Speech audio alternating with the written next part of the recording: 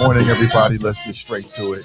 513-873-7134. If you'd like to share your thoughts this morning, thank you for being here. The FBI says that domestic terror is real. It ain't over with yet. That's FBI Director Christopher Wray. You know what's interesting about Democrats when they get in office is that they seem like they're much more, in terms of the office of the president, they seem like they're much more open to allowing, people from the previous administration to stay over. When Trump took over, man, he made it. It was like he had a scorched earth philosophy. No Democrats, no one associated with the Obama administration whatsoever. But so far, Biden has kept FBI Director Christopher Wray, and he told lawmakers just yesterday that the threat of domestic terrorism from white supremacists, he didn't say that, is metastasizing around the country. Metastasizing. Now, I'm not telling you that I know the full definition of that word, but I know that's a bad thing. I know that is a very bad thing. And I'm only sharing this with you, family, because I want you to be aware of what's going on in the world around us, around the country, and perhaps even in the state of Ohio. You got lawmakers, governors who are going to be making decisions about relaxing COVID-19 restrictions. And when they do that, that's going to open the floodgates for humans to do what humans do. Go out and drink, do drugs, eat, and go to public events. And I don't want you to be out there ignorant thinking you living in a perfect world, because you are not. What we saw happen this year, the siege on the Capitol, is just the tip of the iceberg, family. Don't fall asleep. Keep your wits about you. Keep your wits about you. Keep your head up. You know what I'm saying? Understand where you are at all times with all people. Understand that. Understand where you're living at, where we are in this world. Don't let your guard down. Don't get caught slipping. Okay? Remember your big bro, your Uncle Nate told you, don't do it. Don't get caught up in the game. Don't fall back asleep. Don't do it. Don't do it. This is just the beginning. They're plotting. They'll be back. They will be back in some, I'm sure, very public display of their so-called power. Some might say fragility, but they'll be back. I can. Thank you so much, wifey. Appreciate it. See here. We've already arrested more than 270 individuals to date. January 6th was not an isolated event, he said. The problem of domestic terrorism has been metastasizing. That means it ain't over with. Stay vigilant. Keep your eyes open. Keep your eyes on the news. Pay attention to the trends. Pay attention to the tea leaves. Pay attention to what's happening in the world around you. We cannot afford to fall asleep right now. I'm going to play this for you. This is just yesterday. This should concern every black man, woman, and child in America. All POC, persons of color, should be paying attention to this. Good white folks, you should be paying attention to this. Do I have your attention? All right, let's roll tape. Check this out. To track down those responsible for the events of January 6th and to hold them accountable. We're chasing down leads. We're reviewing evidence, combing through digital media to identify, investigate, and arrest anyone who broke the law that day. And our greatest partner in this investigation has been the American people themselves, your constituents. Citizens from around the country have sent us more than 270,000 digital media tips. Some have even taken the painful step of turning in their friends or their family members. But with their help, we've identified hundreds of suspects and opened hundreds of investigations in all but one of our 56 field offices. And of those identified, we've arrested already more than 270 individuals to date, over 300 when you include the ones of our partners, with more subjects being identified and charged just about every single day. The FBI is committed to seeing this through, no matter how many people it takes or how long or the resources we need to get it done. Because as citizens, in a sense, we're all victims of the January 6th assault, and the American people deserve nothing less. Unfortunately, as you noted, Mr. Chairman, January 6th was not an isolated event. The problem of domestic terrorism has been metastasizing across the country for a long time now, and it's not going away anytime soon. At the FBI, we've been sounding the alarm on it for a number of years now. I've been sounding the alarm about domestic terrorism since, I think, just about my first month on the job when I first started appearing up on the Hill. And I've spoken about it in maybe a dozen different congressional hearings. Keep your eyes open, family. That's the translation. That was a clip from yesterday. That was the FBI director.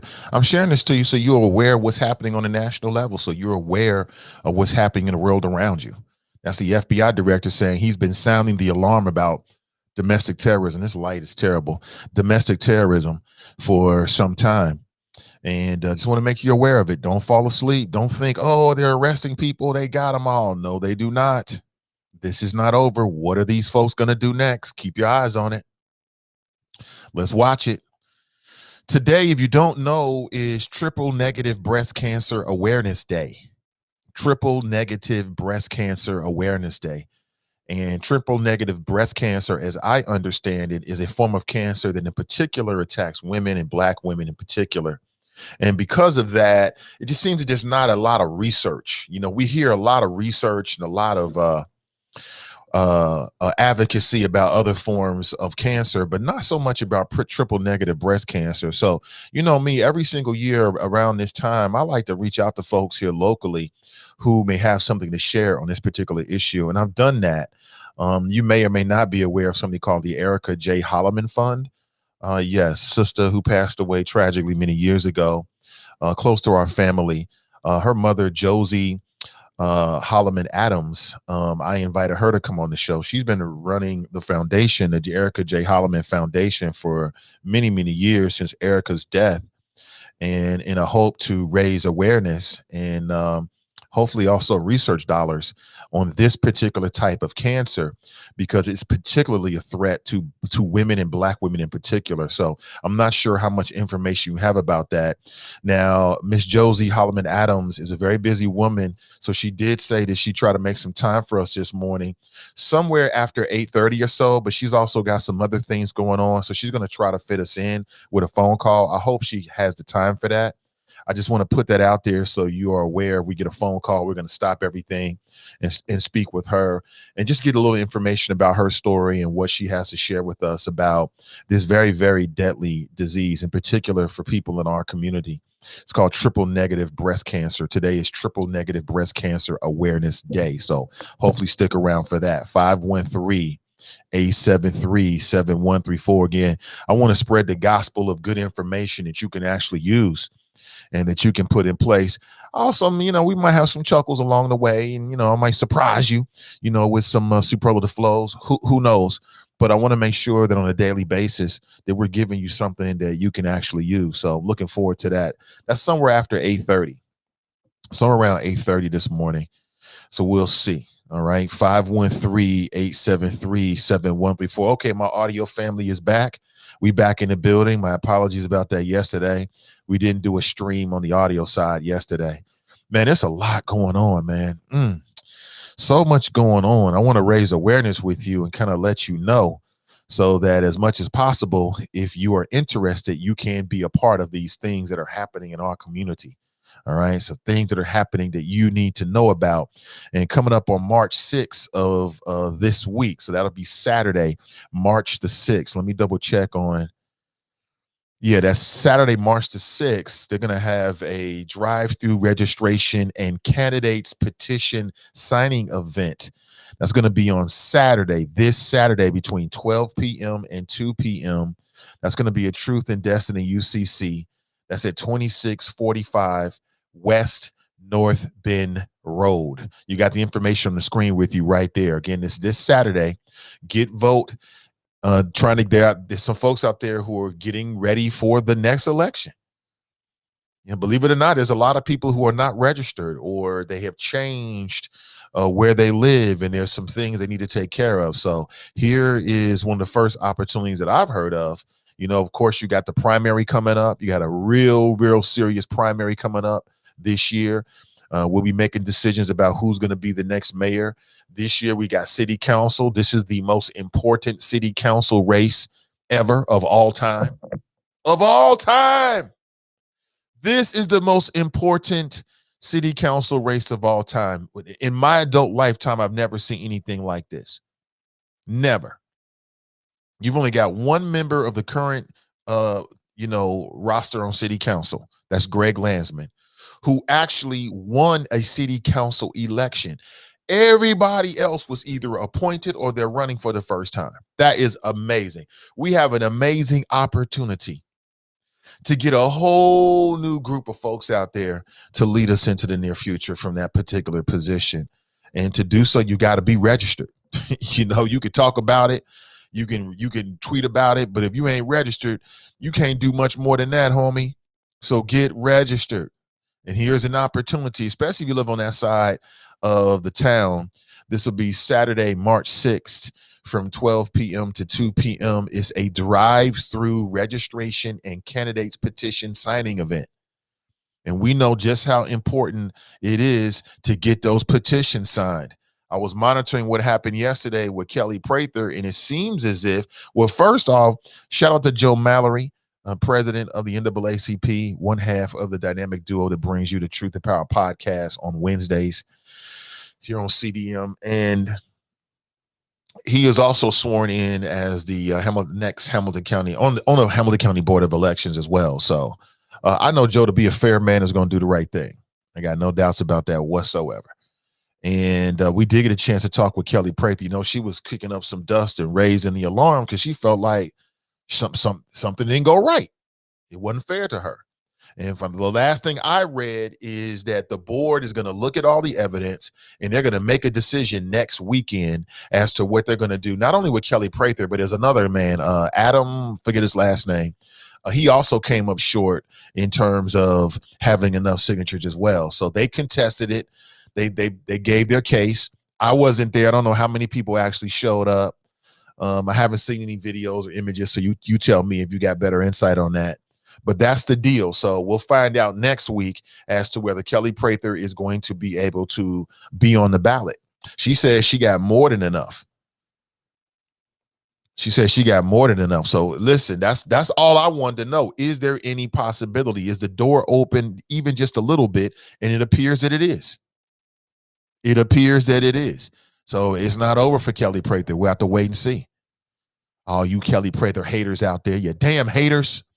Mind your own business, hater. But again, this is going to be a drive-through voter registration and candidates petition signing event.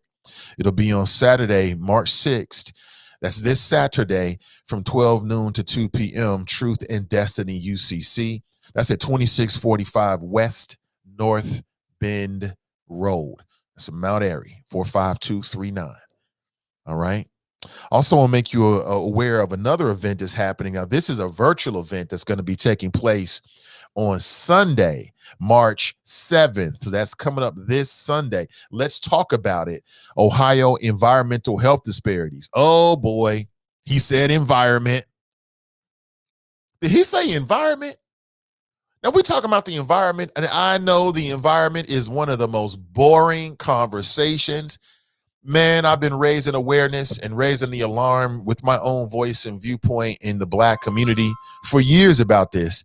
And it's a snooze fest, with most people. Most people don't give a damn about the environment unless the environment is trying to tell them something. Like, you're living on the edge of the apocalypse. Now, when the environment starts saying that, then people start paying attention like, damn, this is weird weather. But yes, the environment. That's right. This is going to be a virtual event. It's called Let's Talk About It. And you got these fine folks here from throughout the state of Ohio. They're going to be talking about HB6. Now, you can be a part of this via Facebook. You can watch live via Facebook. Okay? So it's a couple things going on. You got, hold on back here. You got the Let's Talk About It. That's March 7th at 1 p.m. That's on Sunday via Facebook Live. And then a follow-up on Monday, February. Wait a minute. Wait. That's not right. That's right. That's wrong. That's the right one right there. March 7th at 1 p.m. There it is. Strike that from the record. And you can watch this at Common Strat on Facebook, COMMEN Strat, STRAT on Facebook Live. You can check this out. Now, this is coming up this Sunday, and they'll be talking about Ohio's environmental health disparities.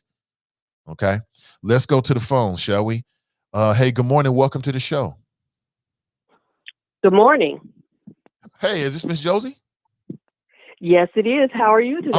I'm doing great. I'm glad you had time to give us a call this morning. I was just talking about the fact that I had extended the invitation, was hoping you got a chance to call in. How are you doing? I'm doing good. Made a little time to call in and talk about triple negative breast cancer because your show is important to us, and I wanted to let people know how important that they are aware of triple negative breast cancer. Absolutely. Let's just jump straight into it because I know your time is short. So the Erica J. Holloman Foundation, of course, Erica J. Holloman was your daughter. She passed away many years ago due to triple negative breast cancer. And just for my audience who might be hearing your voice for the first time, can you talk about what happened to your daughter? You know, as brief as possible, but can you tell us, your story? My story, Erica is a product of public schools here in Cincinnati. She was she had two masters, and she was working on her PhD. She was in good health, and then all of a sudden one day she was touched her breast. She was making jewelry, and she was just like it was in a Pledge of Allegiance, and she felt a lump, and it was about the size of a dime.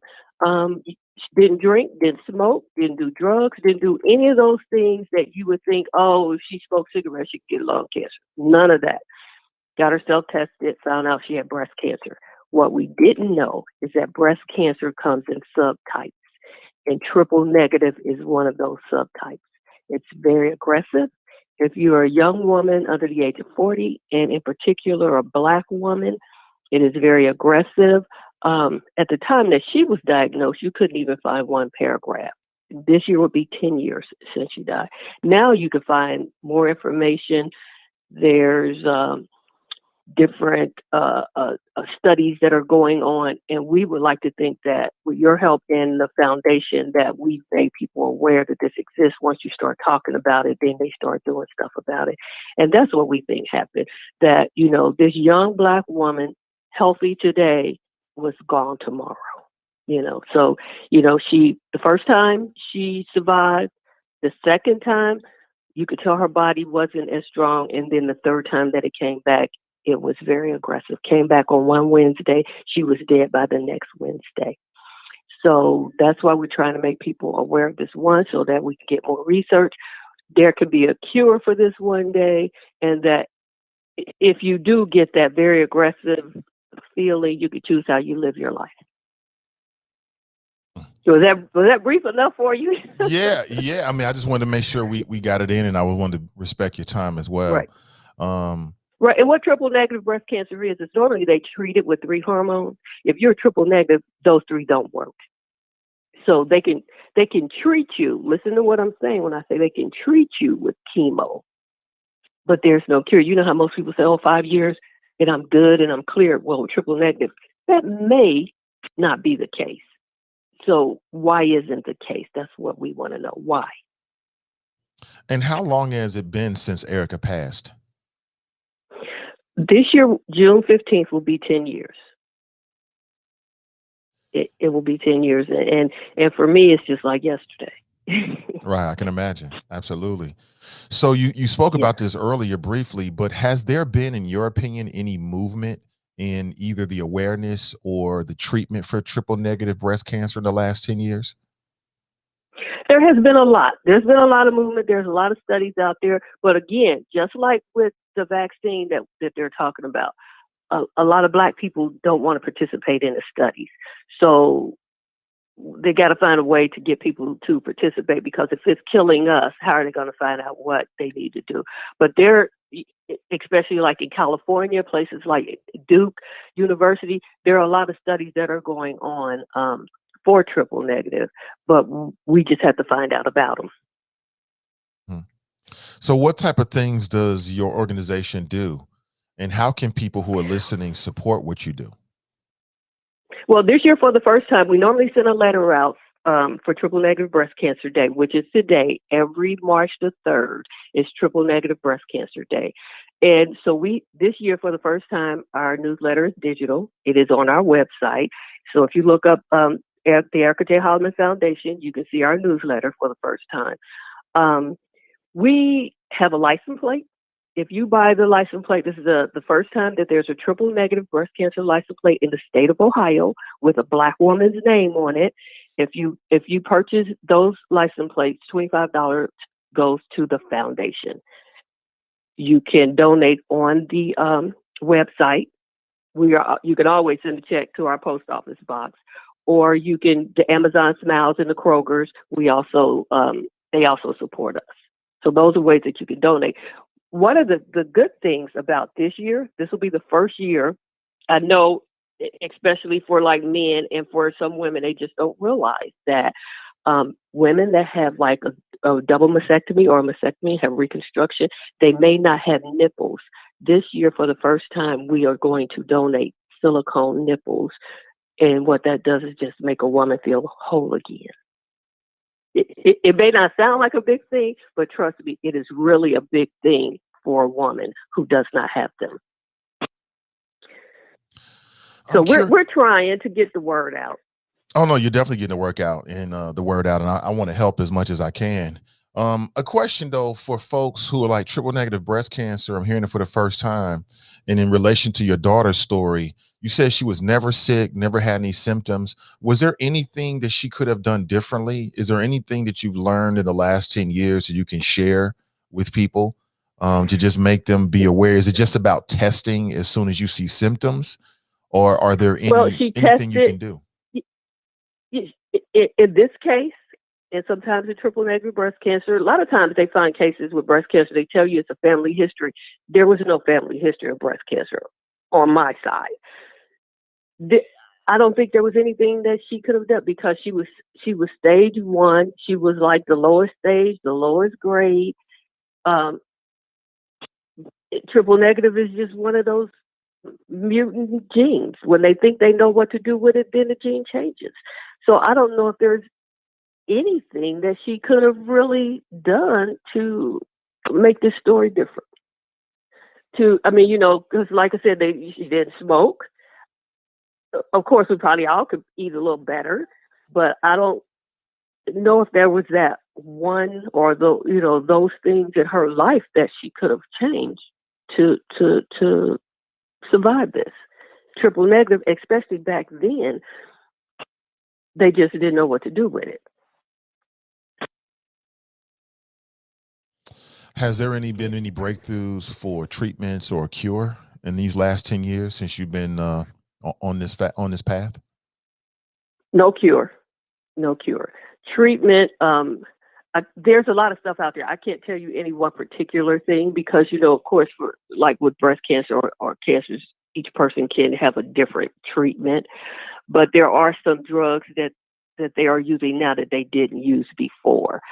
So people are living longer with it, and that's the key. Because you could choose how you're going to live. So they are living a little longer with it. But as far as I know, they're treating it with chemo and radiation, and there may be some therapies or some drugs that are improving the way that you live. And there was some research I know out of California. I think it was the Pink Lotus. If you want to look that up. And I think what they were doing was, once you have a chemo, they're testing your blood. Well, they could test your blood in 6 months out. They could tell whether it was coming. And then that way they could start your treatment. Okay. Well, Ms. Josie, I really appreciate your time. Again, what's the website? Where can people find you on social media if they want to connect with you directly? Okay, it's you can look up Erica J. Holloman Foundation Inc.org. That takes you to our website. If you want to leave us a message, we answer all messages. The one thing that we found, somebody was diagnosed or my mom was diagnosed, can you talk to them? So we're in the process of starting. I'm calling it a support group for lack of a better name. But what we're doing is we're hooking up other people who are newly diagnosed or who have been diagnosed so they could talk to each other during this journey. So for example, in 1 week, I had a call of 4 people. One was lung cancer, the other 3 were breast cancer. Out of that, one was triple negative. And they were all starting their journey. So we hooked them up together. They're calling each other and they can compare notes. How was your chemo? How was your radiation? So that's the one thing that we're working on so that we can have a bigger network of people, survivors talking to each other. And, and last year was a different year. So let me just say this. Last year was a different year. But through radio, through people like you who are keeping the word out, who are talking about it, that's how we're able to survive and keep the awareness going right now. And so we appreciate that. Oh, most definitely. Oh, most definitely. Well, Ms. Josie, listen, thank you so much for your time this morning. I really appreciate you. And we'll stay connected. Thank you so much. To your listeners, don't forget today is triple negative breast cancer awareness, and please take a minute to look up triple negative so you can know and you can talk to your wife, your daughter, your nieces, your grandchildren about it, and we can get a cure for this thing one day. Most definitely. Thank you for your time.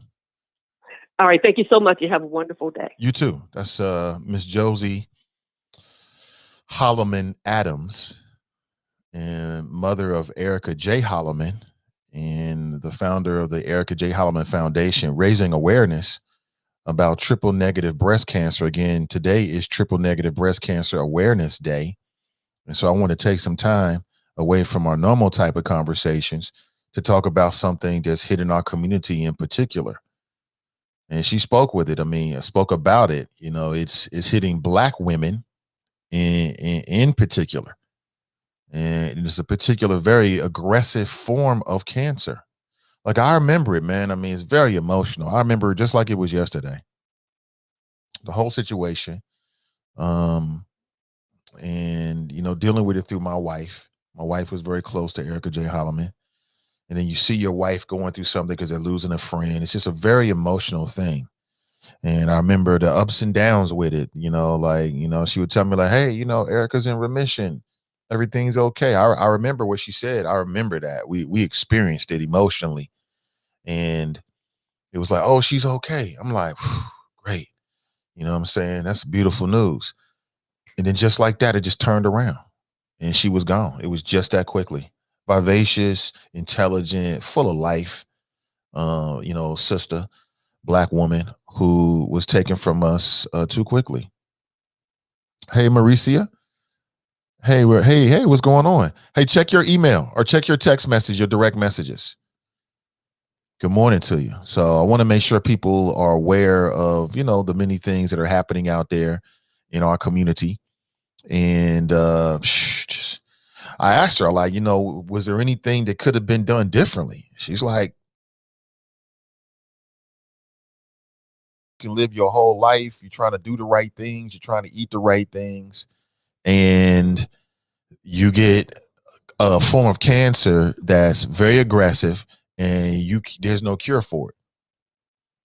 And I've heard people suggest that the reason why there's not enough of a focus on triple negative breast cancer is because that's the type of breast cancer that in particular targets Black women.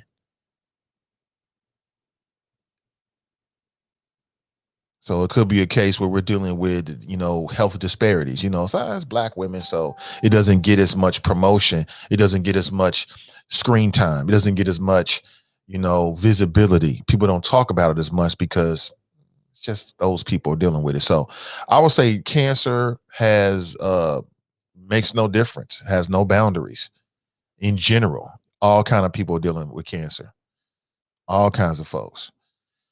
And so if you feel inclined to do so, you can seek them out. Erica J. Holloman Foundation, just can Google it. You can go on Facebook and just take a look at what they're doing and see if that's something that you want to be a part of. You might be like, nah, I feel you, but nah, okay, cool.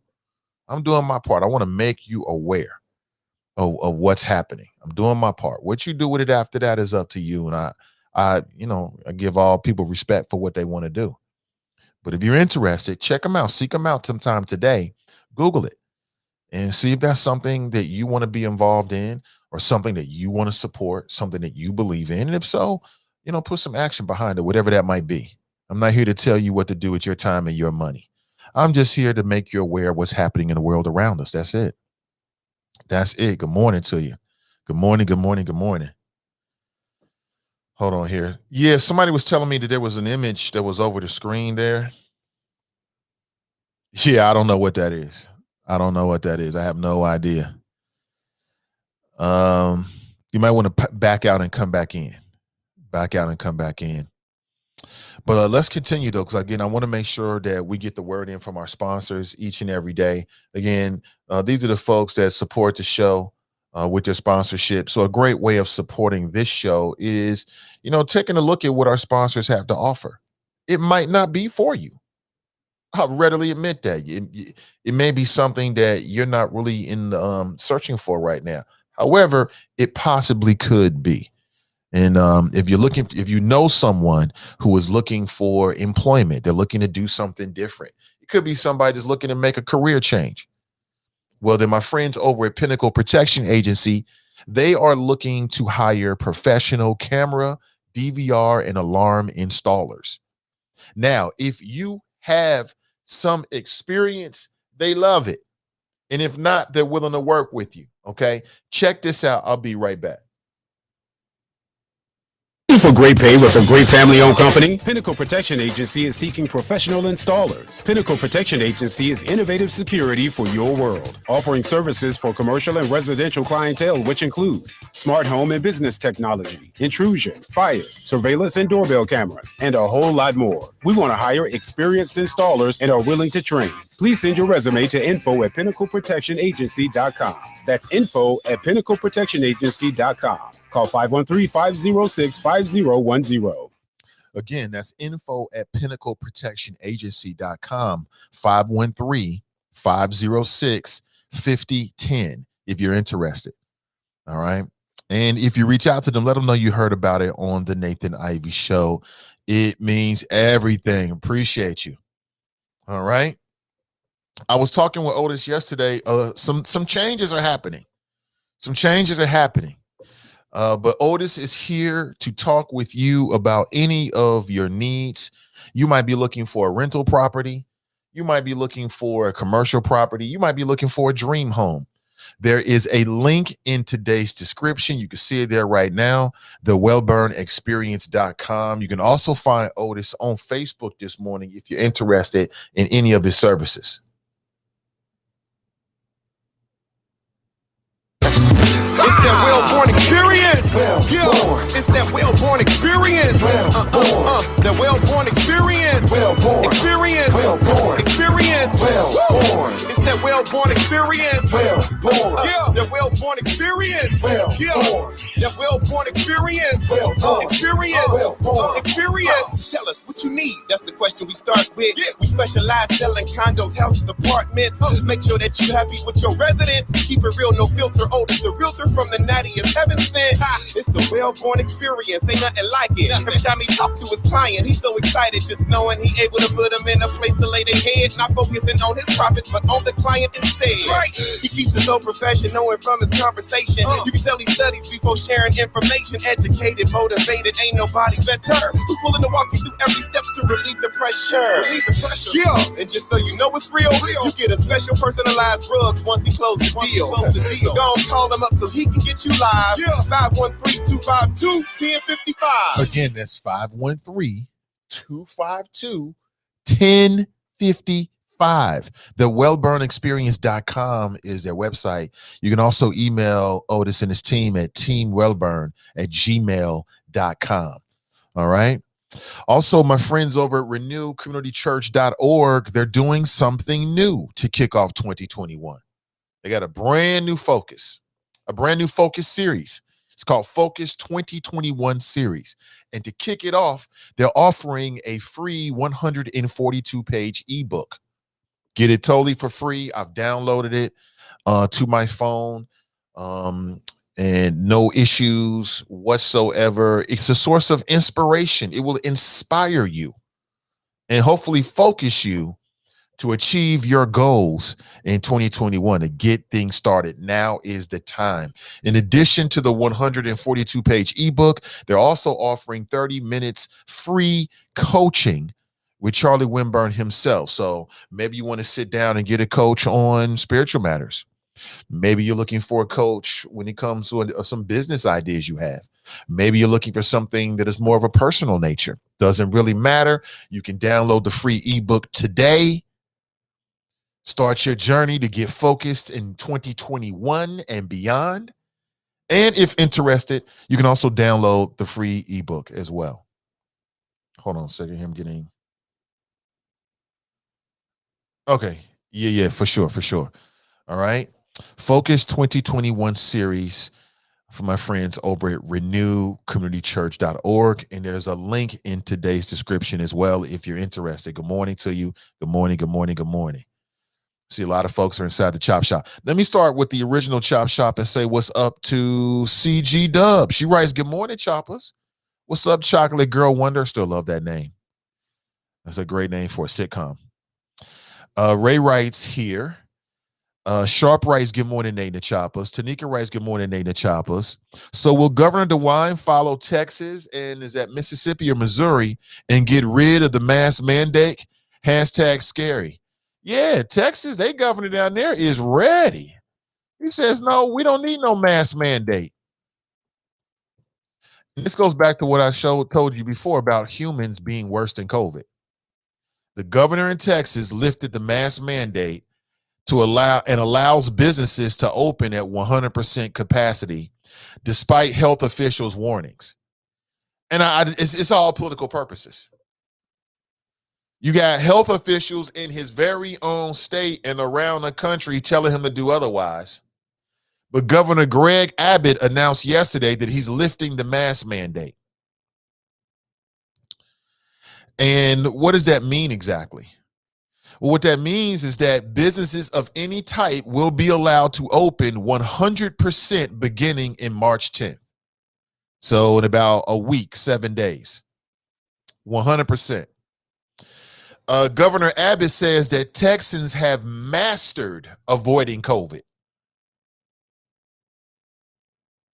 Quote, too many Texans have been sidelined from employment opportunities. Too many small business owners have struggled to pay their bills. This must end. It is now time to pass Texas, to open Texas 100%, he says. That prompted, or I'm not sure if it prompted, but shortly thereafter, Mississippi Governor Tate Reeves announced that they're going to end the mask mandate and reopen businesses at 100% capacity.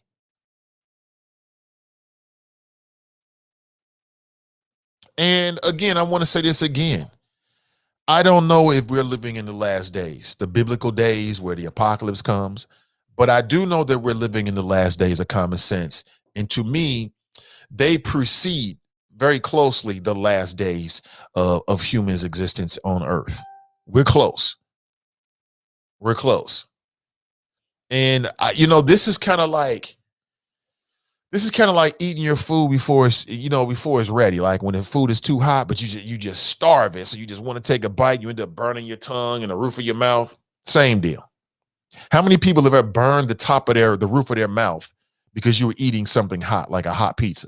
You just had to have it. You're like eating it and blowing it at the same time, slurping it down. You know what I'm talking about.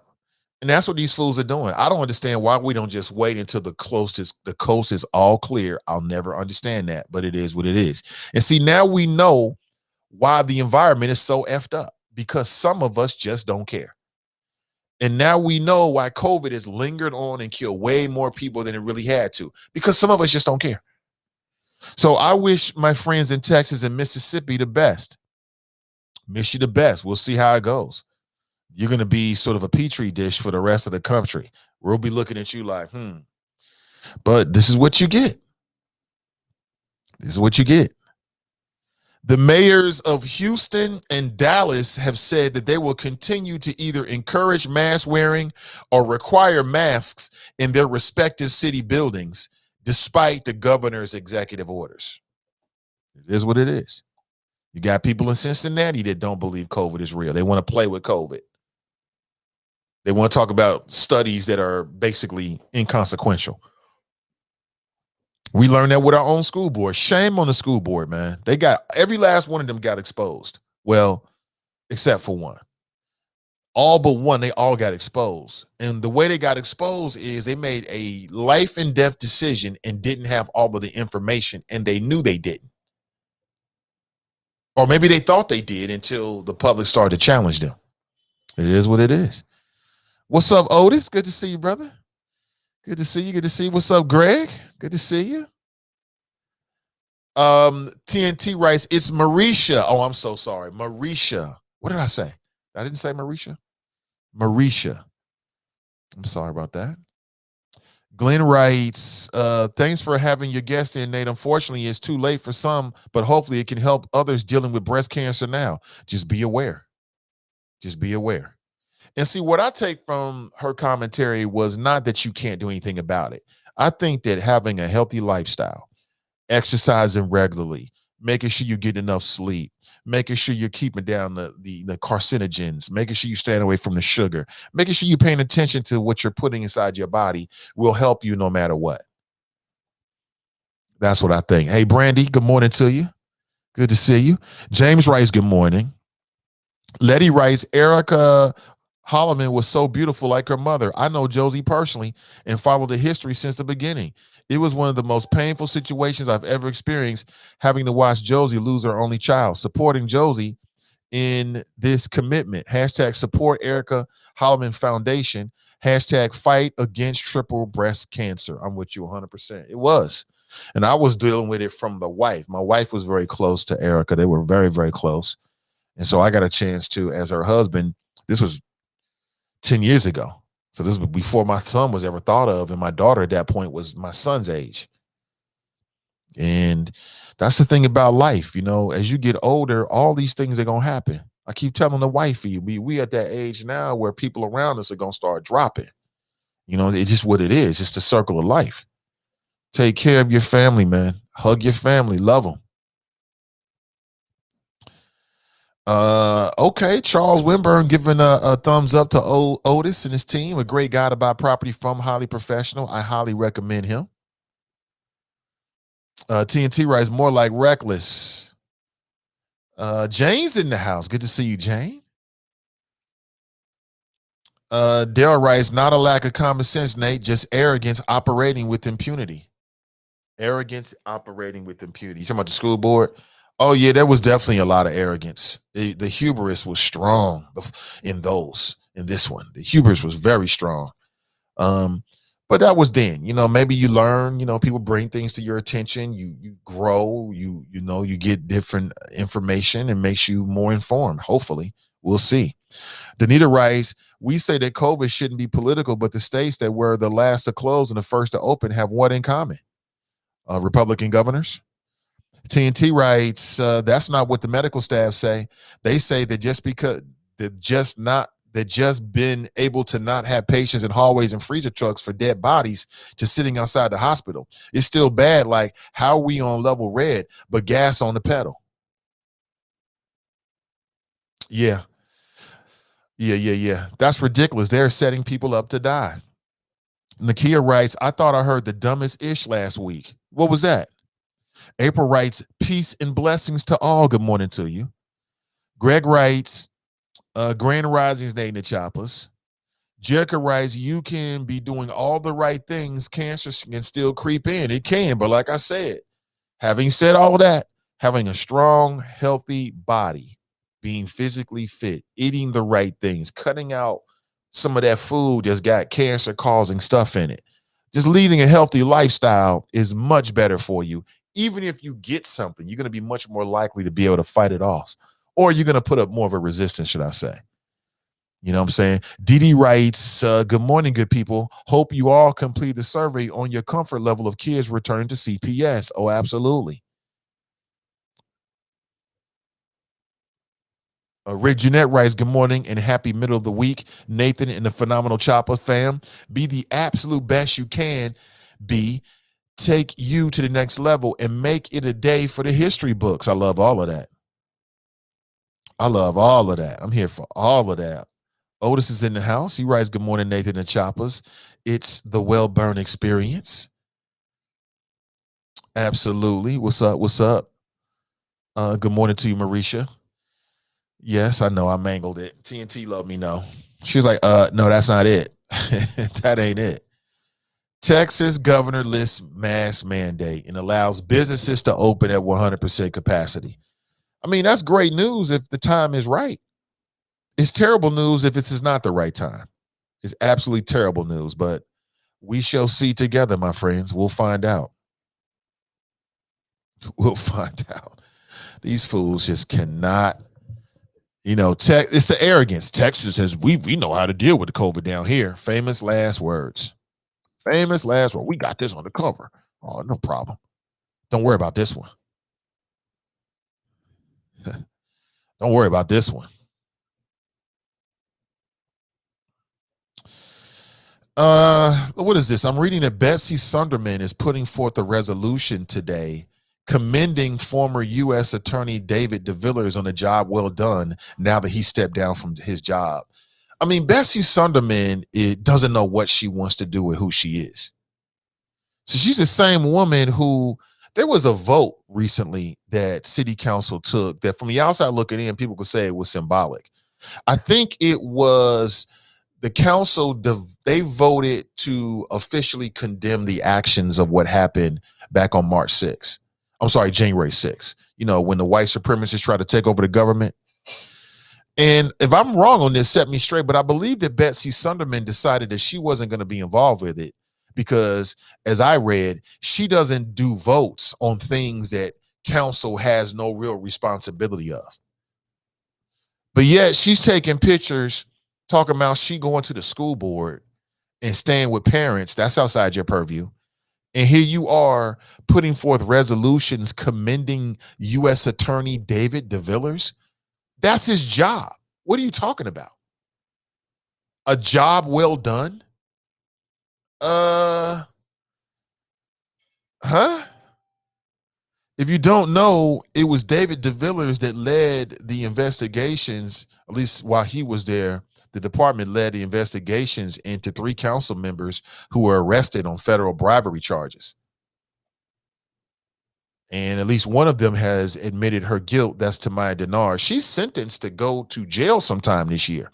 And what I say about that is that Tamaya Denard should not go to jail before Doug Evans. Doug Evans still ain't gone to jail. If you don't know, Doug Evans is a white male business owner that basically was stealing money from minority-owned and black-owned businesses. He's a white guy, and he set up a pass-through company using a black dude as a figurehead, and basically he was stealing money from the mouths of black people and minority-owned companies. He still ain't went to jail because of COVID. So I'm watching that. He was sentenced before her. He should be in jail before her. He should do his time before her, in my personal opinion. I know one has nothing to do with the other. I'm just making these connections. I'm just saying it is what it is. Look at this.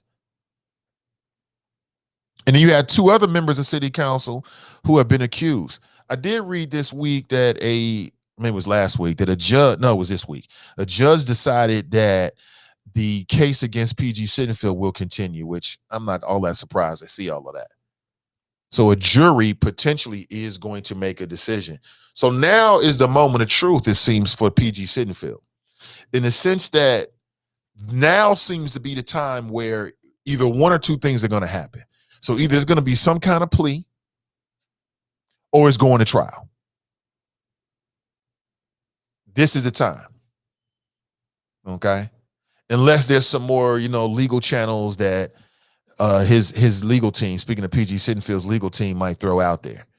But it seems to me like if there's going to be a deal, it's going to be about right now. Or he going to play it all the way out. We're going to get a judge. We're going to get a jury. We're going to play it all the way out in court. I don't know. We'll have to find out together. So Betsy Sunderman is a Republican seeking re-election, and now she's all vocal about cleaning up the corruption at City Hall. And she even championed a charter amendment being put to the voters in May that makes it easy to expel and arrest a council member if they are arrested. And all I'm saying is to me, that's all low-hanging fruit. Like, it's like, if you're a member of city council and you're seeking re-election, the easiest thing in the world right now for you to do is to run on how you're going to clean up the corruption when you ain't going to clean up a damn thing. That's a low-hanging fruit. Like, I keep asking myself, if this thing didn't fall into her lap, like, oh, now I've got something to talk about, what would Bessie Sunderman be talking about right now? Like what the way the media should challenge Bessie Sunderman is, other than this low-hanging fruit that fell into your lap, what are you going to do for us? Like, sis, what are you going to do about the fact that we 40,000 housing units in the negative? What is your plan for that, Bessie Sunderman? Don't let her get away with it.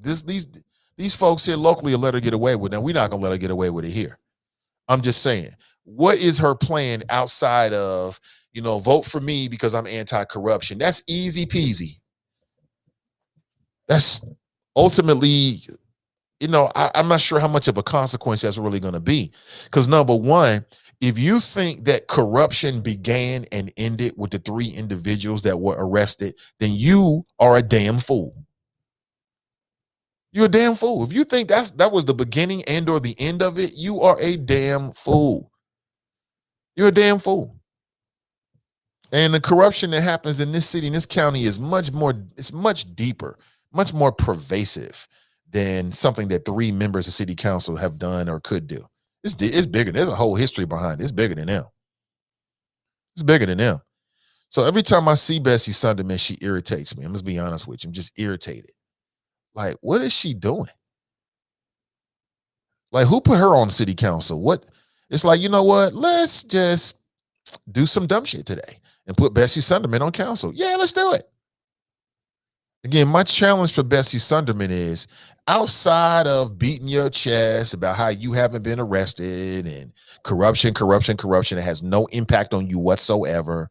I don't want to hear all this stuff about how people are looking at us now like we're all dirty. I don't believe that one bit. I don't believe it. It ain't no different than anything else you got to deal with in the world that we live in. You're a part of an organization. Somebody else they did something. People are now looking at the entire organization.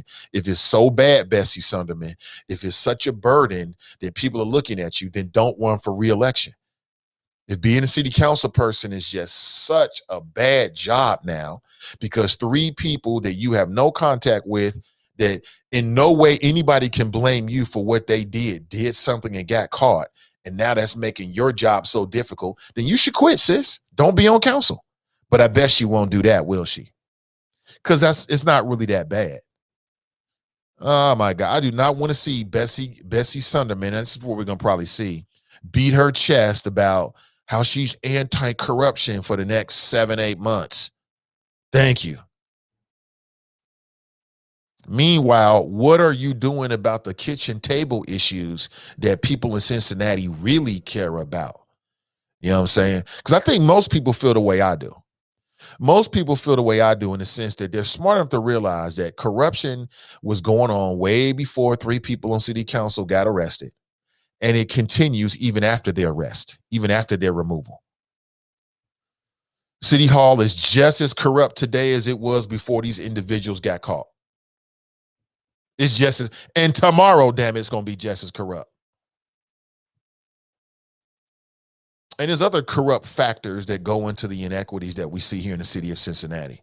It's much deeper than that, in my opinion. But that's just me. That's just me. Some people are easily impressed talking about some damn girl power. Girl power? Remember that? She posted a tweet with her and her bestie, Melanie Bates, talking about some girl power. Man, between the two of y'all over 100 years old, talking about some fucking girl power. You better go somewhere and stop playing with grown folks. Girl power? Girl? Your woman power? Who you trying to fool, sis? You can't fool me. Girl power. Man, this city is so funny. So now Bessie Sunderman has put forth a resolution commending U.S. Attorney David DeVillers. But she didn't want to sign on to a symbolic resolution condemning the actions of what happened at the Capitol. If I'm wrong about that, set me straight. Maybe I've got the wrong vote, but I think I'm right about that. I mean, David DeVillers did his job, period. You get a Yada boy and you get a gold star, and then you move on to the next one. Simple as that.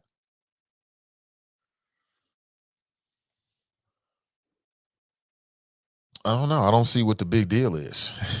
I don't see what the big, I mean, he did his job. Good job. Simple as that. Simple as that. And I could say more, but I'm not going to. I'll leave it just like that. Lemmy writes Black and Brown. Good morning to you, Lemmy. Good to see you. Yeah, we got to raise awareness about the health issues that affect us in particular. We want to talk about everybody. We for everybody, but we got to talk about what's hitting our communities in particular first. See, my youngest had to return back. She has a lingering cough, was sent home for a sore throat. I hope she's fine. Now my bubble is in jeopardy. Thanks, CPS. Yeah, thank you, CPS. Like I said, you got board members like Ben Lindy that can't wait to get your kids back in school 5 days a week. They can't get back fast enough. Every board meeting, he is adamant. 5 days a week, 5 days a week, 5 days a week, 5 days a week, 5 days a week, 5 days a week, 5 days a week, 5 days a week. And you get the sense that some of the board members are just looking for an excuse so they can hang their hat on it to get back to 5 days a week quickly as possible. That's the sense that you get, at least the sense I get anyway. Terry writes, Lynn Street Clinic has openings for the Moderna shot at 513-355-2462. Okay, thank you. Charles writes, come on, bro. You know Evans won't go to jail before Denard. She's supposed to go June 1st. Evans' attorneys are citing health reasons as to why he hasn't been to jail. He isn't fit for prison. Since when has that been a requirement? Men confined permanently to wheelchairs have been sent to prison. Right. You're right about that. You're right about that. Yeah, he got charged like a year before her, right? 6 months, something like that. He should have been in jail a long time ago, but I want to wait and see if Tamaya Denard goes to jail before Evans does, from Evans Landscaping. And all he did was perpetuate the racial wealth gap in Cincinnati by stealing money. And see, my question is, does Evans Landscaping, do they currently do any business with the city at all or with the state? Because they should be barred from doing any of that. How are you going to steal money? Because you create a front company and then at some point you're still able to go right back and do the same thing. Hell no. Hell no. Christian, hey, what's up, Christian? He writes, Bessie is a contrarian. She intentionally votes in the opposite direction of whatever everyone else does, no matter what the issue is. Is that right? I mean, it's just like she's the new Phil Heimlich. You know, it's like, why we keep kind of having to do this? You know what I'm saying? This is the best and the brightest that the Republican Party had to offer. This was the best. She was the first one. She replaced, who did she replace again?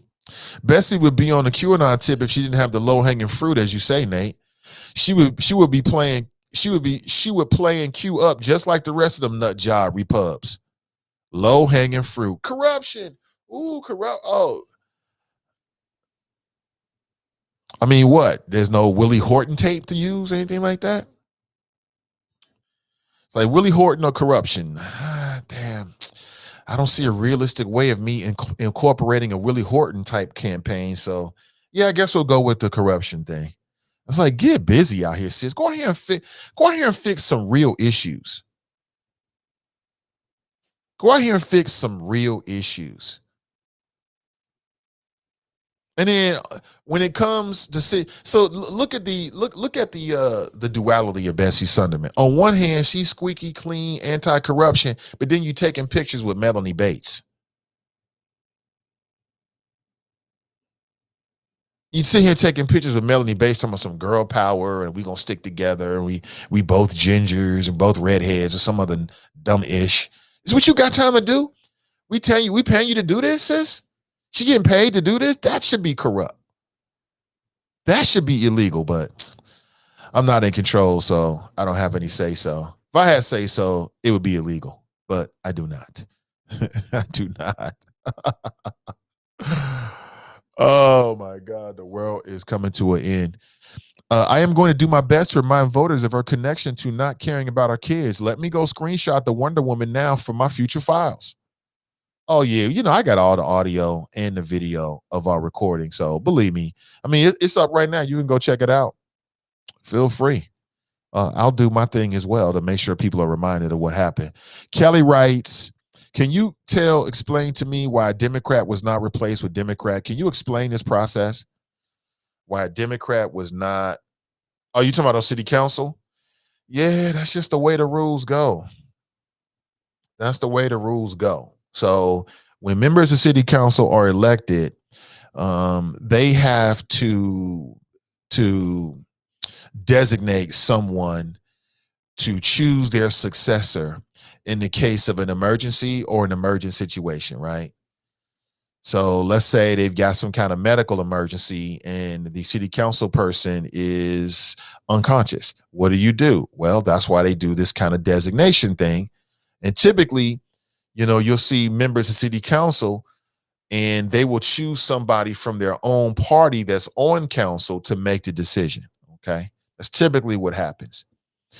The reason why these particular cases are the case of who's been replaced now. So you had 2 people that were replaced so far. Well, 3 people that were replaced. Okay.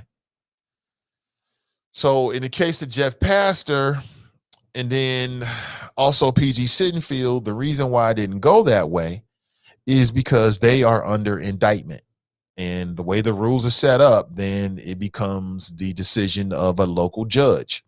In this case, it was a local probate judge, I believe, who was a Republican. Okay.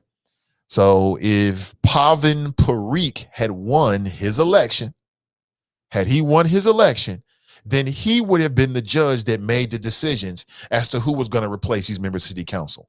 Pavin Parikh is a Democrat. His challenger, the man who won, is a Republican. That is what it is. Now, what I will say is, to your point about replacing with a Democrat, is when Tamaya Denard had to be replaced, it was a decision that was made by the Democrats, in particular, PG Sittenfield. Now, you know me, I keep it consistent.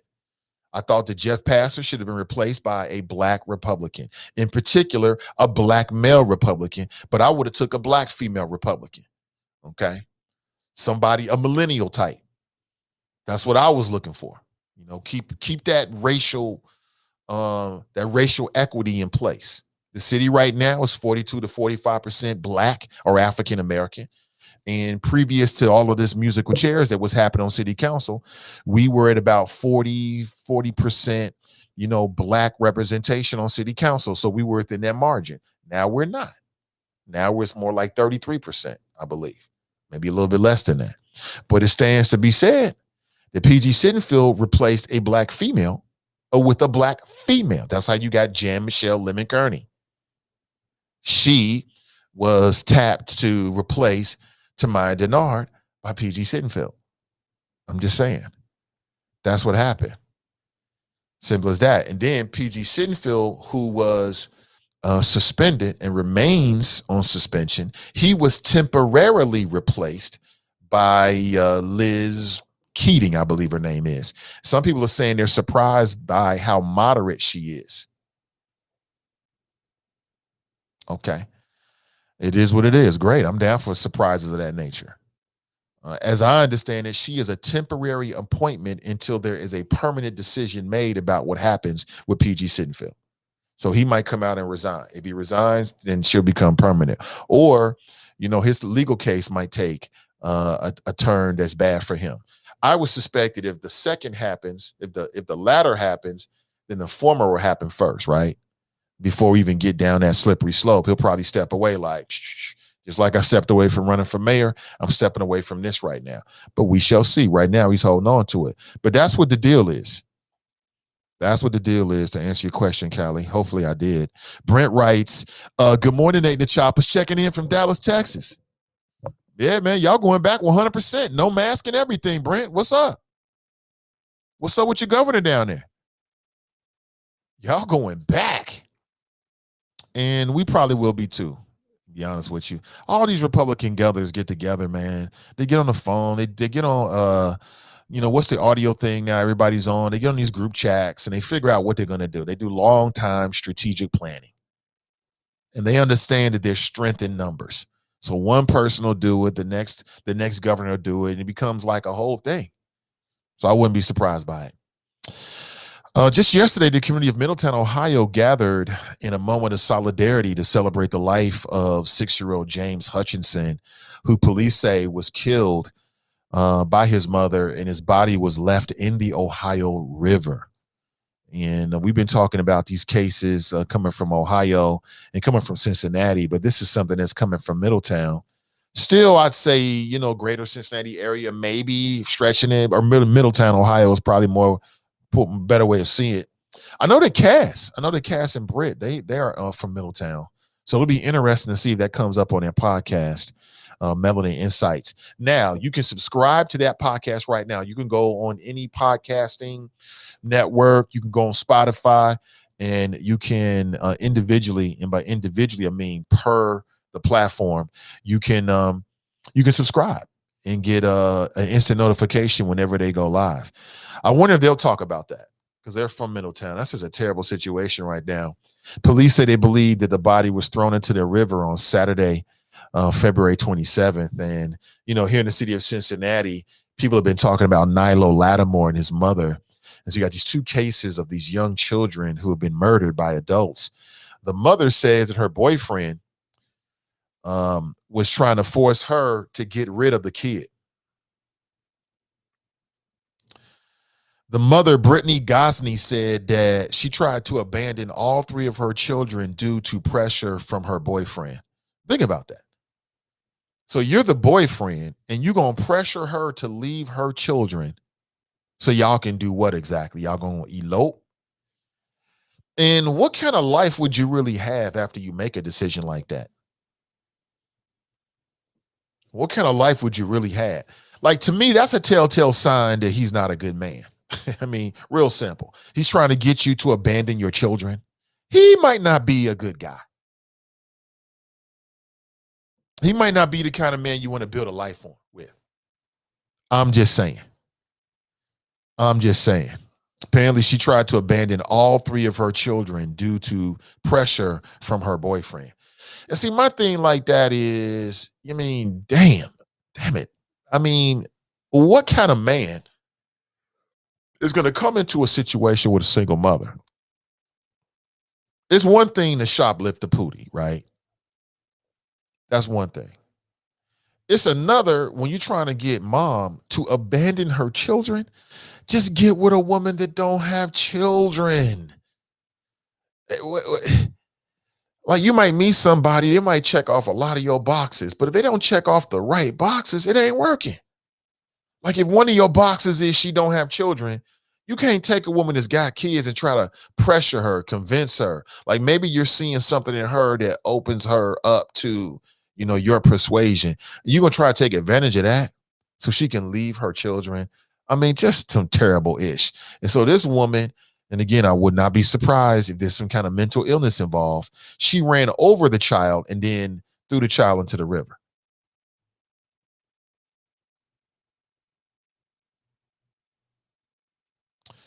Ran over this little boy, packed up. It's just a terrible situation that happened, and then came back for the boy's body. This is your child. And I'm looking at this little picture, man. This little boy, cute as hell, with the little glasses on. He looks like my boy. He just want to play. That's all. It's 6 years old. That's all a 6-year-old wants to do is play. That's all they want to do. They just want to play and run and learn and eat ice cream. That's all they want to do. That's it. That's all they want to do. They don't want to do anything else. Yeah, that's just a terrible situation right there, man. It's like, where's GOD at the time like this? Come on, you can't do nothing. You can't bring no powers down here or nothing. You ain't saving nobody? Callie Rice, I'm so over city council. I don't like the mayor, and I'm disappointed with Smitherman. What has they significantly done for the city? Yeah, it's funny, man. Council, I have a different viewpoint on council. Like, in my opinion, and I know I'm not supposed to say this because, it's impolite, but I'm going to say it anyway. In my opinion, Smitherman has been a complete letdown. And I say that because this is why I got a little bit mad at Greg Landsman, but this is just me talking as a human. Greg Landsman should also always do whatever Greg Landsman thinks is right. But I got a little mad at Greg. I got a little disappointed with Greg Landsman when he apologized, because I'm like, and again, maybe there's things, if you feel like he needs to apologize, it is what it is. But I felt like all it was going to do was whip up this narrative that, that a lot of people are running with. And as a black man, as a black voter, my question is, what has Smitherman been doing other than talking about the gangified text messages, gangified text messages, gangified text messages, text messages? I'm like, he spent more time talking about that than anything else. By far, it ain't even close. Like, you remember when he was obsessed with Liz Rogers, and every time he did a media appearance, he had to bring her up? Like, take that and then multiply it by 100. And that's what he did with the whole text messages and stuff like that. Just, I'm looking like, how is this relevant? Like, am I the only person that sees this? You know what I'm saying? Like, man, people getting played and don't even know it. Smitherman playing all of y'all. All them Smitherman supporters, he got y'all convinced. But that happens a lot here. I see it a lot. There's a lot of people that's got people convinced. They straight spinning you. Got you convinced they somebody not. Happens a lot. TNT writes, old lady power. That would have been more appropriate to some girl power. Girl power. Melanie Bates is 70-something years old. What you mean, girl? Like female power? Yeah, I got you on that one. Anthony writes, white girl summer. You silly for that. White girl summer. Sheila writes, good morning, choppers. Have a great day today. Oh, absolutely. Absolutely. TNT writes, flat earthers. Good morning to you, TNT. Anthony writes, we still waiting for that cure for sickle cell, Nate. Yep. I know someone, listen, man, it's just real out here. Toy writes, she eventually voted for the resolution, but everyone who spoke before the actual vote spoke about how there shouldn't be anyone who stood in opposition. Okay. Thank you for the correction, Toy. I appreciate it. It was something else then. If it wasn't that, it was something else that she decided, like, I'm not going to vote on matters that don't really fall into the purview of city council. Okay. So now you're out here standing with Melanie Bates and talking about, we need to symbolically support DeVillers. Come on, man. Why? Angela writes, good morning, choppers, and good morning to you. Nat writes, you anti-corruption, but you a Trump supporter? Make it make sense. Exactly. Christian writes, I believe it was Judge Winkler. I believe you're right about that.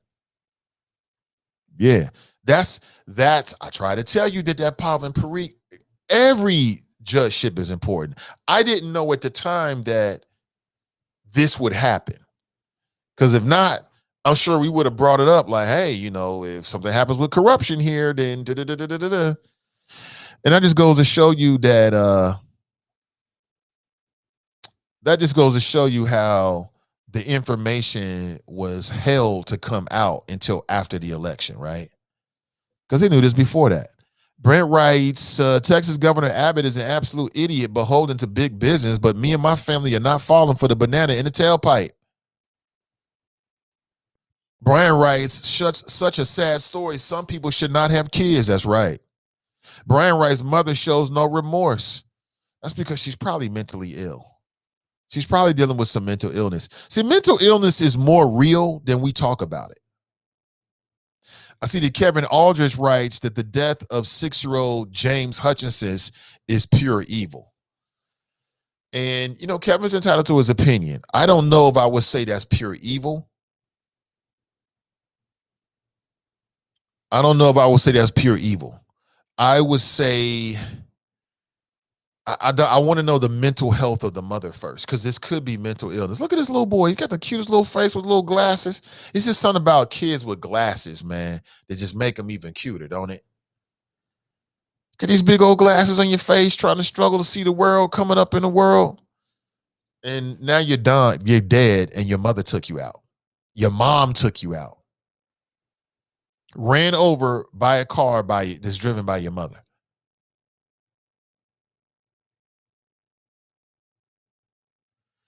And apparently she tried to leave him at the park. And then the little boy, he was freaking out and tried to get back in the car, and she dragged him.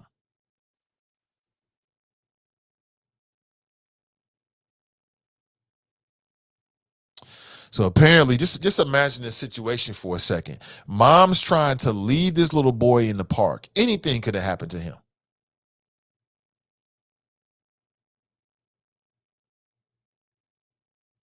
And the mom tries to speed off, and now she's dragging this boy. So what happened? He fell, because you can't hold onto a car like that as a grown person. And then what, got hit by the back wheel? Is that what happened? Apparently, mom came back about 30 to 40 minutes later, and she found him dead in the parking lot.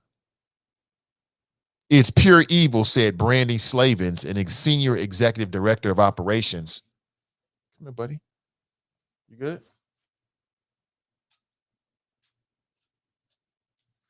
Thank you for that. Appreciate it. It's pure evil, said Brandy Slavens, senior. The irony of what I'm talking about, and my son coming in is not lost on me. Trust me. I know, buddy. Daddy ought to love today, huh? Oh, okay. You back for more. Show out time. No. Okay. Thank you. I appreciate it. He came back 4 times or 3 times. It's pure evil, said Brandy Slavin, senior executive director of operations for Access Counseling in Middletown. An innocent child had his life taken by the person who is supposed to love him the most. Just terrible, man. You see, my boy just came in here. I'm looking at the mother, and I'm just wondering, Brittany Gosney, 29 years old. And I'm just wondering what her life was like. What has she been dealing with? Like, yeah, like what happened to her is what I'm wondering. You know what I'm saying? I'm wondering what happened to her that would make her do what she did. That would even make her susceptible to listening to a man that's trying to tell her to get rid of her child. You know what I'm saying? James Hamilton, 42, was arraigned and charged of abuse of a corpse and tampering with evidence. So he's not charged with the murder. Like I said, what kind of man does that? Comes into your world and tries to tell you to leave children that you had with somebody else. That's just a whole different level. Again, I think the number one question, I think saying this is evil is too easy. It's too easy. It's an oversimplification. Okay. You know, for human beings to call her evil helps us to understand it. It's nice, it's quick, it's simple. She's evil. And what I'm here to tell you is, I don't know if that's true or not. I'm wondering what happened to her in her lifetime. Was she physically abused? Was she emotionally abused? Was she sexually abused? Was she all of the above abused? If those kind of things happen to you, who knows? All kinds of things can happen to you as you get older. So that's what my thoughts are. My first thoughts are, I'm wondering about mental illness. I'm thinking about her background, what happened to her. Again, I think it's an oversimplification. And quite honestly, it's to some degree a disservice to refer to it just as evil, just like that. And I feel the same way about most of these cases. I feel the same way about the case of Nilo Lattimore. I'm wondering what happened to that brother.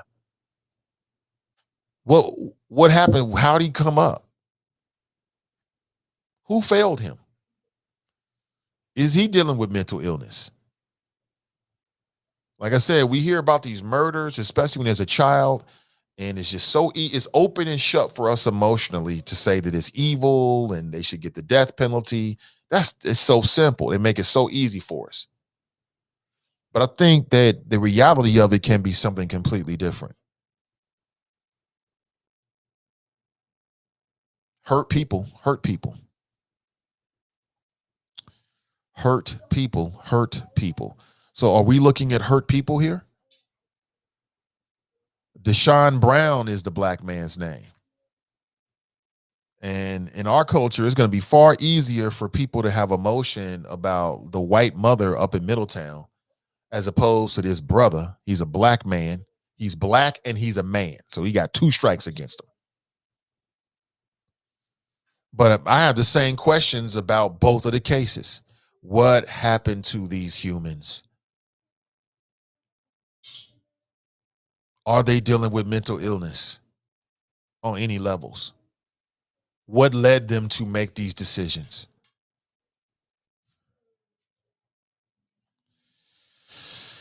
You know what I'm saying? That's part of the reason why we can't solve shit in this city, is because we keep looking at everything through the same lens and we get the same result out of it. Every time there's a murder, we had the same conversation. It's senseless. Why did this happen? It's evil. And so it's like we never really deal with the real.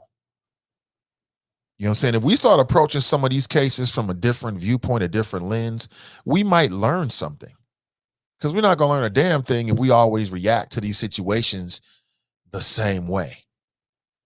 Right? You got people talking about the death penalty. This man wouldn't even know if he's mentally competent. And what the death penalty is supposed to do anyway, exactly. What's that supposed to do? Just clog up money in the legal system and put another black body swinging from the rafters, or strapped to a gurney and hit you with some exotic lethal cocktail, right? I thought drugs were bad, right? But we're giving drugs to inmates, or should I say those that have been condemned to death, for the purposes of taking a life. So who's with me on this? How many people see things the way I see them? Or are you one of these people that's like, open and shut, this is evil, straight up. I don't want to be talking about it. What about the terror that the kids felt, right? I get it. I have a 6-year-old. I'm right there. I know what it's like to live with a 6-year-old every single day.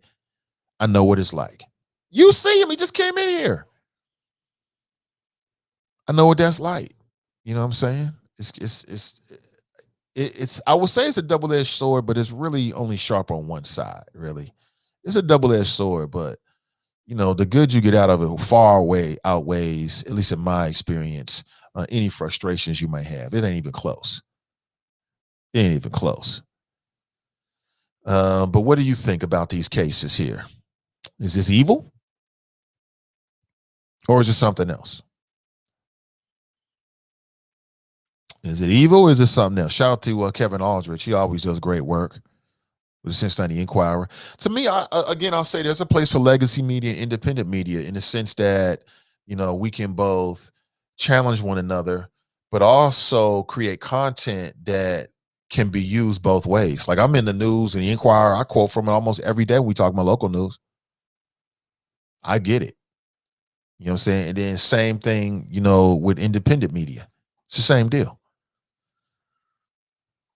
If you talk with some of these people, and I have, what they'll tell you is that they go to social media in some cases. Legacy media is looking at social media. That's why I want to be on social media. I like the placement of CDM in our podcast. We just got to turn it up to another level, which we'll do real soon.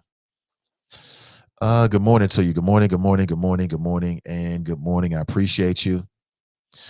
Don't forget, this morning there's an opportunity, and I want to make sure that you are aware of all the opportunities afforded to you as daily listeners of the Nathan Ivey Show, and the good folks at renewcommunitychurch.org. That is their website. There is a link in today's subscription as well, if you feel inclined to do so. But they are kicking off something new for 2021, and I like it. I like it. Hopefully we're coming out the pandemic. A lot of people have started new endeavors during the pandemic. Smartest thing you can do. Kick off, invest in yourself. And that's how I look at the Focus 2021 series, right? If you go to any of these top flight coaches, or some of these folks just got hundreds, if not millions of followers and motivational speakers, They'll all tell you something similar, and that is do something different. Get focused. Try something different to unlock the type of life that you've always wanted to live. It's right there for you. And my friends at Renew Community Church are offering a free ebook. You can download it today. Just follow the link or go to renewcommunitychurch.org. Download it for free. Check it out for yourself. Then hit me with a DM and let me know. You can leave a comment and let me know as well.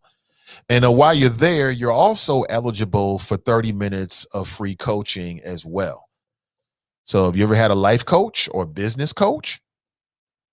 Do you think that it would be valuable to sit down with someone who's got a life worth of experiences, has been successful on many different levels, and pick their brain for free?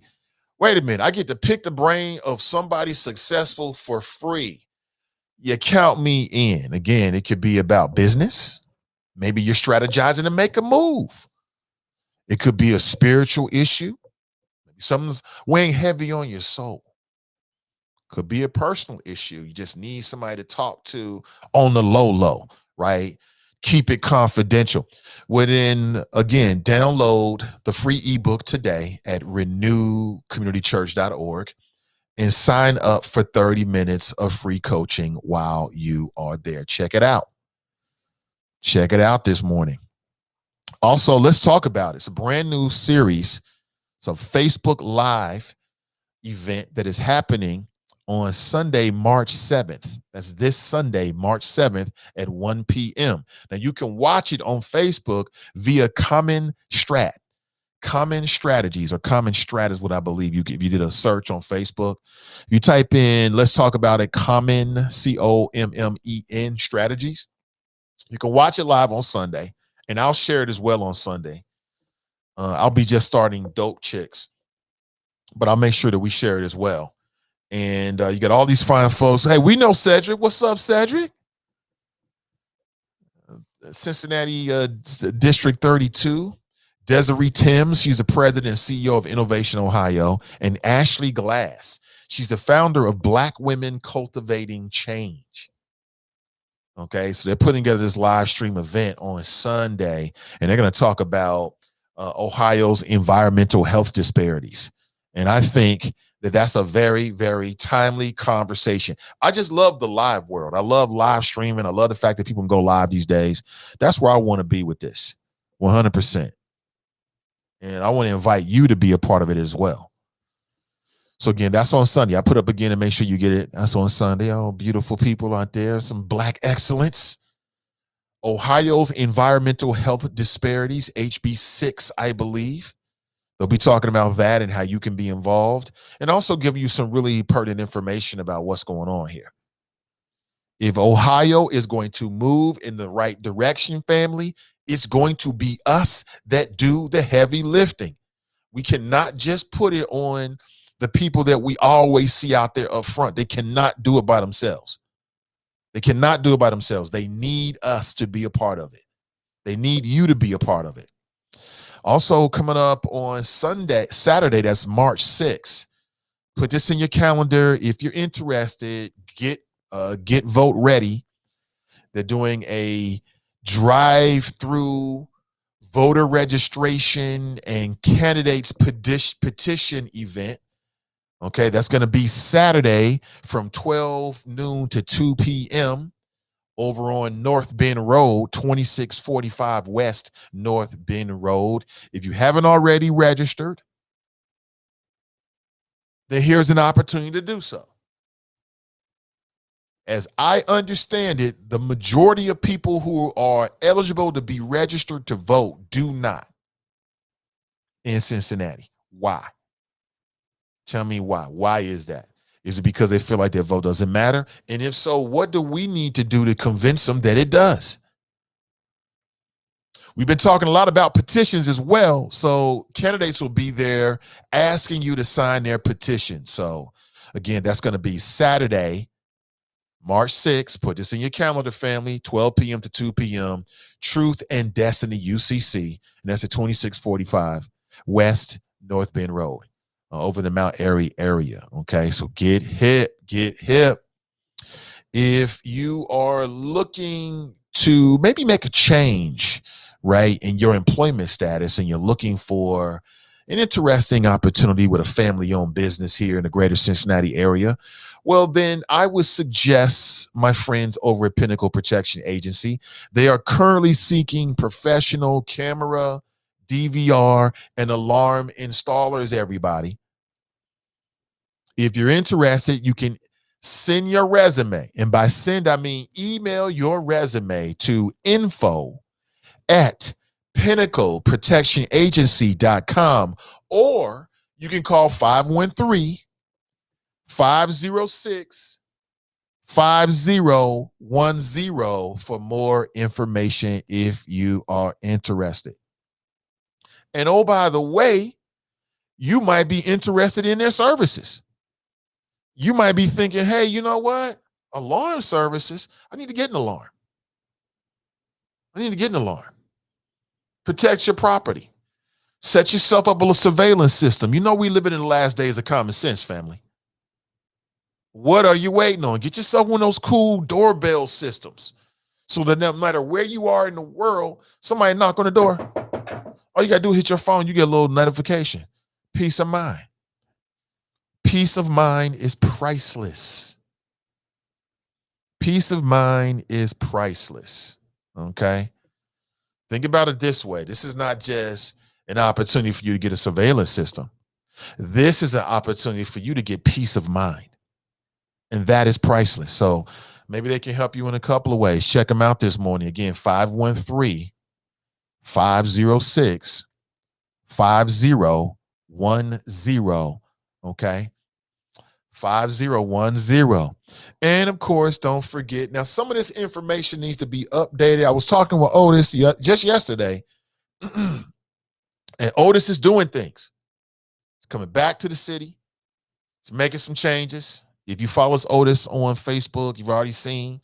So this is a little bit outdated, but in terms of the number 513-252-1055, you can use that number. And we have updated the link. So the wellburnexperience.com. The wellburnexperience.com. Okay. We appreciate working with Otis. It has been fun. All right. So if you're interested, if you're looking for a dream home, doesn't that sound great? Dream home. Dream home. Like you put those two words together and I get good feelings from it.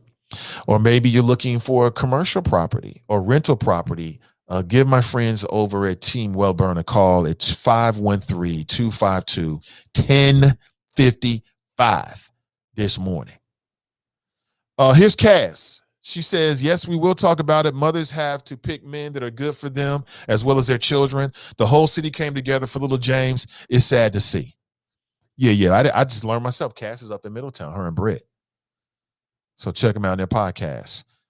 You can subscribe this morning on all major podcast platforms. If there's a podcast platform that you go to a lot and you can't find the Melanin Insights podcast, then hit me with a direct message and I'll see what we can do. Okay. If you're on Apple, you can subscribe this morning. If you're on Spotify, you can subscribe this morning. If you want to go to Spreaker, you can subscribe this morning. Okay. All right. Good. Nakia writes, mental illness is real. It is. Now, am I wrong? Am I being progressive? Am I just being a sappy liberal? Is that what's happening here? But I know I'm going to resist the urge to label the murderers, the alleged murderers of these children, one in Middletown, one in Cincinnati, as evil. Okay? I'm going to resist that. And I know that Kevin Aldridge did. Perhaps Kevin and I will talk about this. And I know that term, that word came up in his piece, pure evil. And again, that's his opinion. He's entitled to it. But I don't know. Like the easiest thing in the world to do is to look at that brother, Deshaun Brown, and to just, with everything that happened, and it's just to write him off as a cold-blooded killer, an evil person that should be executed, and then sit back and wait for the process to happen. I think that's the easiest thing to do. But I'm searching for understanding. Why would make this brother do that? You kill your girlfriend, you kill their child, her child, Nylo Lattimore, right? Why? And again, like I told you, somebody sent me a video of what appeared to be happier days. It had the brother who's been accused of the murders, Deshaun Brown, in the foreground in the video. He's rolling up a blunt. I thought it was disrespectful. Nothing wrong with you smoking your weed or do what you do, but you got a kid right here. And it's not even your child. You know what I'm saying? You don't smoke weed around no kids like that. What's wrong with you? You don't do that. I mean, that goes down between adults and parents. So, like, if you decide you want to date a lady that's got kids, then you got to act accordingly when you're with her. Lazy ass motherfuckers. Take your ass outside with that. Or just wait until the kid goes to sleep or something like that. Like, I get it. That was the first thing that came up to me when I saw the video. I couldn't watch all of it because it was just too emotional for me. And you could see mom in the background playing with Nylo, and they seem to be happy. Just all my people, quite honestly, all human beings, in particular, people of color, black folks. Like I said, I was brought up by a single mother, so I'm very sympathetic to that situation. You know what I'm saying? I lived it. I know all about it, all the bad and all the good and ups and downs. I could tell you all kind of stories, but I'm not going to, okay, because it's unnecessary. And I just feel like, if you're a man and you come into a relationship with a single woman, you got to come with a certain level of respect, you know what I'm saying, that you're going to bring to not just to her, but to the environment that these children are in. You're coming into their world. You trying to get with their mama. So you got to do what's best for them. That's just how I look at it. Seriously. That's no equivocations on that one. So I'm looking at this brother and I'm just wondering what's going on. I'm wondering what he went through. I'm wondering, is there mental illness? Is he just not diagnosed with something? Because sure, who hasn't gotten into an argument with your girlfriend and then, you scream, you yell, you might even smash something or throw something like that. I can see all of that. I've done all of that. Okay. I get it. But to the point where you plotting on murdering people, you stabbing people out here, yo. And then stabbing somebody appears to, and I'm just saying this from the sum total and accumulation of all of my television watching. And that is that stabbing somebody is a very personal thing. You stabbing people multiple times and then taking children and doing whatever you did with that young boy. Man, like I said, Hamilton County is cruel. They don't play no games when it comes to situations like that. It'll be interesting to see what happens. Ashley writes, the family have been involved with JFS multiple times. These cases are devastating. Jobs and Family Services, I believe what that is. And before that, the streetcar, obsessed over nothing. You're right about Smitherman, obsessed over the streetcar. Like Smitherman was obsessed with Liz Rogers. Like, y'all don't even remember. To be honest with you, I didn't know how deep it was until people started like, did you see this? You hear him? I'm like, no, I'm not. I'm doing my own thing. So no, I'm not listening to other radio stations for when Smitherman comes on the air. But then I started to pay more attention to it. He was obsessed with Liz Rogers. That was his end. Same thing with the streetcar. I'm like, wait a minute, they already built the streetcar. So either we're going to invest so that we get a return on the investment that we've already made, or we're going to make the same mistakes as our predecessors did when they built the subway system and then abandoned it. One day in the city of Cincinnati, the subway system that's been abandoned will be reinvigorated. I'm telling you, I can see the future. There will be a subway system in Cincinnati sometime into the future. Watch. I may not be here to see it, but it will happen. Caller writes, I have sickle cell disease and there are some amazing developments going on. Hey, what's up, Carla? Good to see you. Good to see you. Ashley writes, and the other kids were left at the park with his dead body. Then she came back and picked them up and the dead body. This happened at 3 a.m. I mean, that's not a real man right there. I hope he gets his ass beat in lockup. What kind of man? You come into a situation, You see this woman, she got all these children. You know she's struggling off the top because it's just one of her. You get with her, you spend some time with her, and you start to realize that maybe everything ain't there the way it should be in terms of appearing mom. And so you want to take advantage of that and try to manipulate that for what? Like, what kind of life are you really going to have with a woman that you've convinced to abandon 3 of her children? And how could you ever trust a woman like that?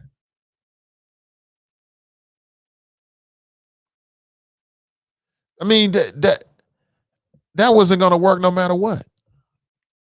Rachel writes, good morning, mi familia. Good to see you, Rachel. Ashley's in the house. Let me see. That's love right there. Someone turned Nate into a meme. They told my son. Yeah, that's my boy right there. Sheila writes, there's your morning love. He's sweet. He is a sweet child. We do have 2 very sweet children. And they love their parents. They love their parents.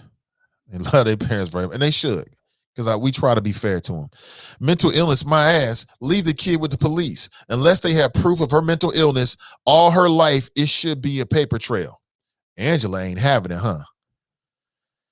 Angela, you're entitled to your opinion. Not trying to change your opinion whatsoever. Let me just add this to the conversation, though. Let me add this way.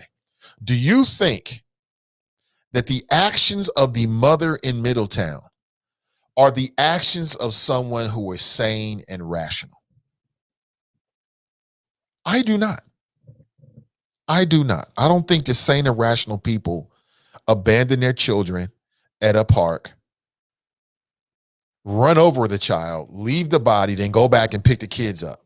I don't think that happens. I don't think that happens. Clearly, this mother, and see, having a bunch of kids at a young age, man, woo, man, because kids they take a lot of work. They take a lot of your attention. Rachel writes, a young king. Yes, hopefully so. He's a young prince at this point. Don't tell him anything different than that. The boy get a big head. Toy writes, I would suspect she suffers from dual diagnoses, mental health and substance abuse. She unfortunately sounds like many of the folks I represented. Remember the other young couple years back and left the boy in the closet while they went to a cookout? I do remember that. Anthony writes, I say death penalty for both, period. You ain't got no remorse, huh? So my flows ain't having no impact. Okay, all right, it is what it is. Anthony says no remorse for either one of the parents. I got remorse for both of them. Most of my remorse is for the pain and the anguish of the dearly departed, of Nilo, Nitisha, and this little boy. Okay, that's where the majority of my empathy and my emotions reside, is with them, the victims. However, I cannot believe that this is just, as people are putting it, just evil. I just don't believe that. I just don't believe it. Sane and rational people don't wake up one day and say, I'm going to murder someone today. That's just not a sane and rational thing. It's just not sane and rational. So I would agree with you. Maybe some drugs was involved. You know, people do the weirdest and craziest things on drugs. Charles writes, I'm going to have to agree with my bro, Kevin. It was pure evil. The boyfriend may have had a problem with the 6-year-old. Mental illness is a real thing, but in some cases, it's a cop-out. Y'all, he ain't feeling okay. He ain't feeling. I'm okay with this. I don't mind standing alone on this side by myself. I got no problem with it because I think I'm right. I got no problem with it. Let's have a conversation. So how many people believe that this is a case of evil? We're talking about the case of Nilo Lattimore, and we're also talking about the case of James Hutchinson. 2 sweet little kids that were taken away from us far too soon. I will say that. Innocents. These are innocents. They ain't did nothing to nobody. 6 years old, you ain't did nothing. Both of the boys, both cute, both remind me of my son. You know what I'm saying? Kids, 6-year-old, all they doing is smiling and playing. That's all my son does all day long is play. That's all he wants to do. Now, sometimes he's tumbling and doing ninja stuff. He came to me the other day and said, Dad, I want you to teach me how to be a ninja. And I was proud that he thought that I could teach him how to be a ninja. You know what I'm saying? I'm like, what? You looking at me like I'm a superhero? Yeah, Dad's a superhero. I mean, just the fact that he thought or he thinks that I can teach him how to be a ninja is dope to me. I'm like, yeah, son. He's like, Dad, can you teach me how to be a ninja? Yeah, sure. Yeah. Then I hit him with the first thing you got to do is you got to be disciplined. And I lost him. He was like, toys. You know what I'm saying? I know how to do this thing, man. I know how to do what I'm doing. Mary writes, I agree with you, Nate. As a teacher, I am always looking for underlying causes of behavior. Every child I have taught with behavior issues was dealing with severe trauma. Every single one. Hey, good morning to you, Mary. Yeah, absolutely. That's been my experience as well. Yeah. I mean, these kids, man, in most cases, 99, they born sweet. They born super sweet. I used to love when it was time for the program to start, the after school program. I used to look forward to it every single day.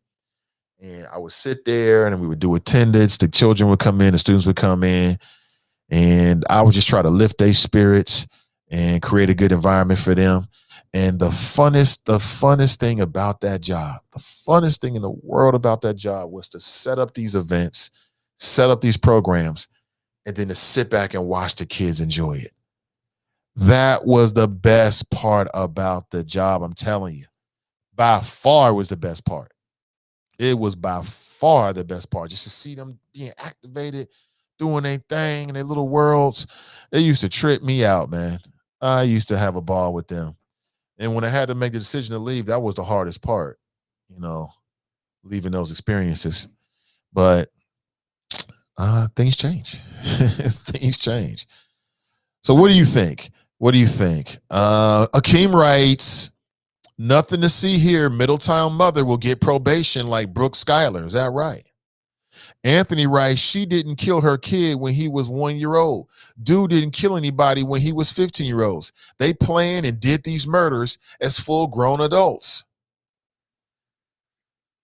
All right. Greg writes, the death penalty is about restorative justice, restitution, regardless of whether the murderer is black, white, or whatever color. The problem I have with the death penalty is the American justice, or is it injustice? System has convicted many innocent people on death row. So the jury is out on my mind about the death penalty for the reasons above. Also, to me, life in prison would actually be worse than death. Okay. Rachel writes, like you said previously, Nate, let the families of both play judge, jury, and executioner. They get what they get. Sounds like death penalty to me. Yeah, listen, you do something crazy to somebody's family member, and they catch up with you, and you actually committed the crime. I am inclined, if I'm on the jury, depending on what they're arguing, I'm inclined to think that that's kind of like temporary insanity. I'm biased in that way. I'm biased. I'm fair but biased. So I'd kind of be like, that's messed up for you. And that's it. Now, the state of Ohio executing you with some type of rules that are supposed to be in place for everyone, like this is the process in the system, that's different. We can't have that. You can't have that. Charlie Wimber's in the house. He writes, please download my 143-page ebook and you will discover most violence is linked to mental challenges and not pure evil. Akeem writes, watch Middletown mother get Brooke Schuyler defense. Akeem writes, let Joe Dieters do a press conference on opinion of difference between the two kid killers. Akeem writes, Charlie Wimburn, is it black mental versus white mental? Charlie Wimburn writes, the wrong question to ask people is what's wrong with you when people do vicious or violent things. The right question is to ask someone is what happened to you in life? Oh, he's stumping. Download my free 143-page ebook and discover how. Most of us got screwed up in life. Deep. I love it. I love it. TNT writes, I'm trying to reprogram my brain on it, Nathan. It's not easy. Robin writes, Houston, Texas in the house. What's up, Robin? How are you? How are you? It's been a minute. I believe, yeah. It's been a minute. Hope you're doing well. What's up down there in Houston? Got your lights on, you got water, internet, the whole 9 yards, hopefully. Now your governor down there wilding out, huh? No mask mandate? What's up? So let me go to the phones here. Hey, good morning. Welcome to the show. Good morning, Mr. Ivy. This is your West Side Connection, the Black Not Democrat, the only voice in the Nathan Ivy Show Chop Shop that has an alternative point of view from the rest of the choppers. What's up, sir? Hello. Why Still you there? laughing at me like that? Yeah, because you're funny, man. That's not true. Why am I funny when all I do is speak the truth? Well, Muhammad Ali said it best. Nothing funnier than the truth. I guess that's why. But in particular, I was That's laughing right. because you're not the only one that's got a different view. Everybody's got different opinions. But I love you. Okay, shit, Mr. Ivy. Okay, by name, because everybody's calling themselves something in the chop shop. Okay. By name the other Black Not Democrat. Yeah, but now you're changing the question. And that doesn't include the alt middle. That does not include the alt middle. But now you're changing the question. How's that? The initial question that I was chuckling about is when you said you're the only person that has a different opinion. When it comes to politics? Yes. Oh, okay. You said when it How comes long to you politics. been listening to your own show? Yeah, I didn't hear you say when it comes to politics, but still, I mean, you're not. Everybody's got different opinions. There's people that agree with you. Okay, well, Mr. Ivy, well, that is true. But I still stick with what I said. Okay, the Black Not Democrat voice in the Nathan Ivy is few and far in between me and whoever that other person is. But I've been listening to your show, and I haven't heard one mention about the American Rescue Plan / COVID relief bill. Because, Mr. Ivy, the desperate Democrats, led by Sleepy Joe Biden and his vice president, Kamala I'm Black Y'all Harris, and the shadow president, Barack Hussein Obama, they struggling, Kamala. Mr. Ivy. It's Kamala. It's what? It's Kamala. It's Kamala. It's comma. You know what a comma is? I know what a comma is, and I know what a Kamala is, too. Okay, so you say comma and then say la. Kamala. No, it's Kamala. I say it like I see it, just like Barack Hussein Obama. It's nothing like that. I call it like I see it. It's nothing like that. But until go right ahead, he comes out, okay, well, until Kamala, you see how I listen to you, Mr. Isaac? You have such a powerful influence. Well, I've learned myself. I was saying it wrong and people corrected me, so I got to pass it forward. Yeah, just like you was pronouncing Gabriel Taye's name wrong for 2 years. I give you some Gabriel Taye. Yeah, you were calling Gabriel Tay, but that's all good. Yeah, I was. I was. Yeah, but Mr. Ivy, back to the topic at hand, which is the desperate Democrat Party and the lack of accountability. Other than Roland Martin, Roland Martin is disgusting at your president, and it could be Mr. Ivy. Because see, he knew it. He knew this was coming, and I think he's mainly disgusted because he got a lot of young Black folks to vote for Joe Biden, even though they knew that he was a closet racist with all his segregation. And if you got any questions about me, you ain't Black. Check the record, man. NAACP, they endorsed me. Everybody, come on, man. So Roland Martin is really disgusted because he sees what's happening. You ain't getting your $15 minimum wage. It ain't happening. You ain't getting no bailout for your college debt. It ain't happening. Mr. Ivy, they're having problem with this package. Bernie Sanders said he's going to present an amendment to get the minimum wage added to the COVID relief bill. That's because Republicans won't sign on and play ball with them. No. See, stop. That's why. Mr. Ivy, you're giving out bad information. You know as well as I do. No, actually, I'm not. Democrats do not need one Republican vote, just like they did not get one Republican vote in the House when they passed this bill. They did lose 2 Democrats. You never hear their names, but you always hear about Mitt Romney. You always hear about Susan Collins. You always hear about Ben Sass. You always hear about them Republicans when they stick it to their own party, but you ain't hear a word about the 2 Democrats in the House who sided with the Republicans that made this garbage a bipartisan failure. So we're going to see what happens in the Senate because Bernie Sanders is getting ready to throw a wrench in it. And I told you he was going to do this because Bernie Sanders is not a Democrat. He's an independent that caucuses with the Democrat. So now you got Bernie Sanders and Joe Manchin. That's going to cause a problem.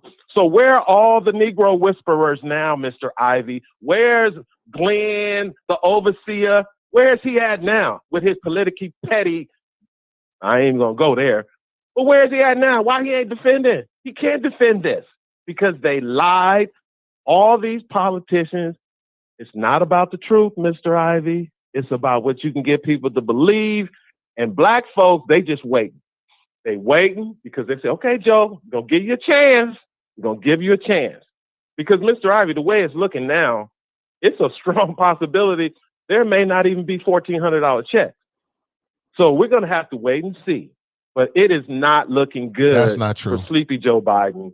And, well, tell me how good is it looking, Mr. Ivey? Have you seen the headlines today?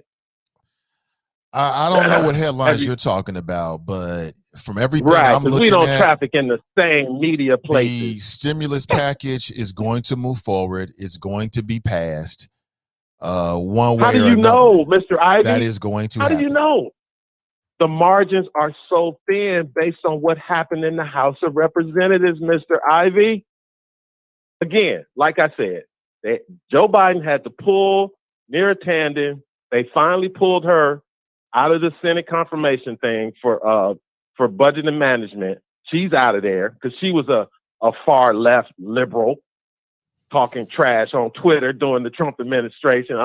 See, came back to bite you, girl. It came back to bite her. It did.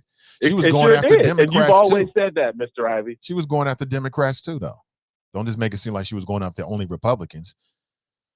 Yeah. What does that matter? Ain't nobody's gonna see. Nobody cares about her going after Democrats. That's what cooked her goose. It wasn't. She was an equal opportunity offender. Mr. Ivey. It was tweets about the senators that she's sitting in front of trying to get confirmed. Exactly. I understand. That's what got her in trouble. Ain't no tweets about a Democrat getting her in trouble. Unless she was talking about the racist, segregationist Joe Biden, her president, who everybody just forget about everything they said about him during the Democrat primaries. Even Kamala, I'm black y'all Harris, called him damn near racist to his face. And now she his vice president. All of them full of it. But it's only been 35, 40 days. I don't know what's going on. You just can't wait for something to go wrong. You know what I can tell? Oh, you know it. You just can't wait for something to go wrong with the Biden administration, can't you? Mr. Ivey, they sitting here lying, and I'm not calling you a liar, but on your title of your YouTube, it says FBI says domestic terrorism threat is real. Yeah. That is so true.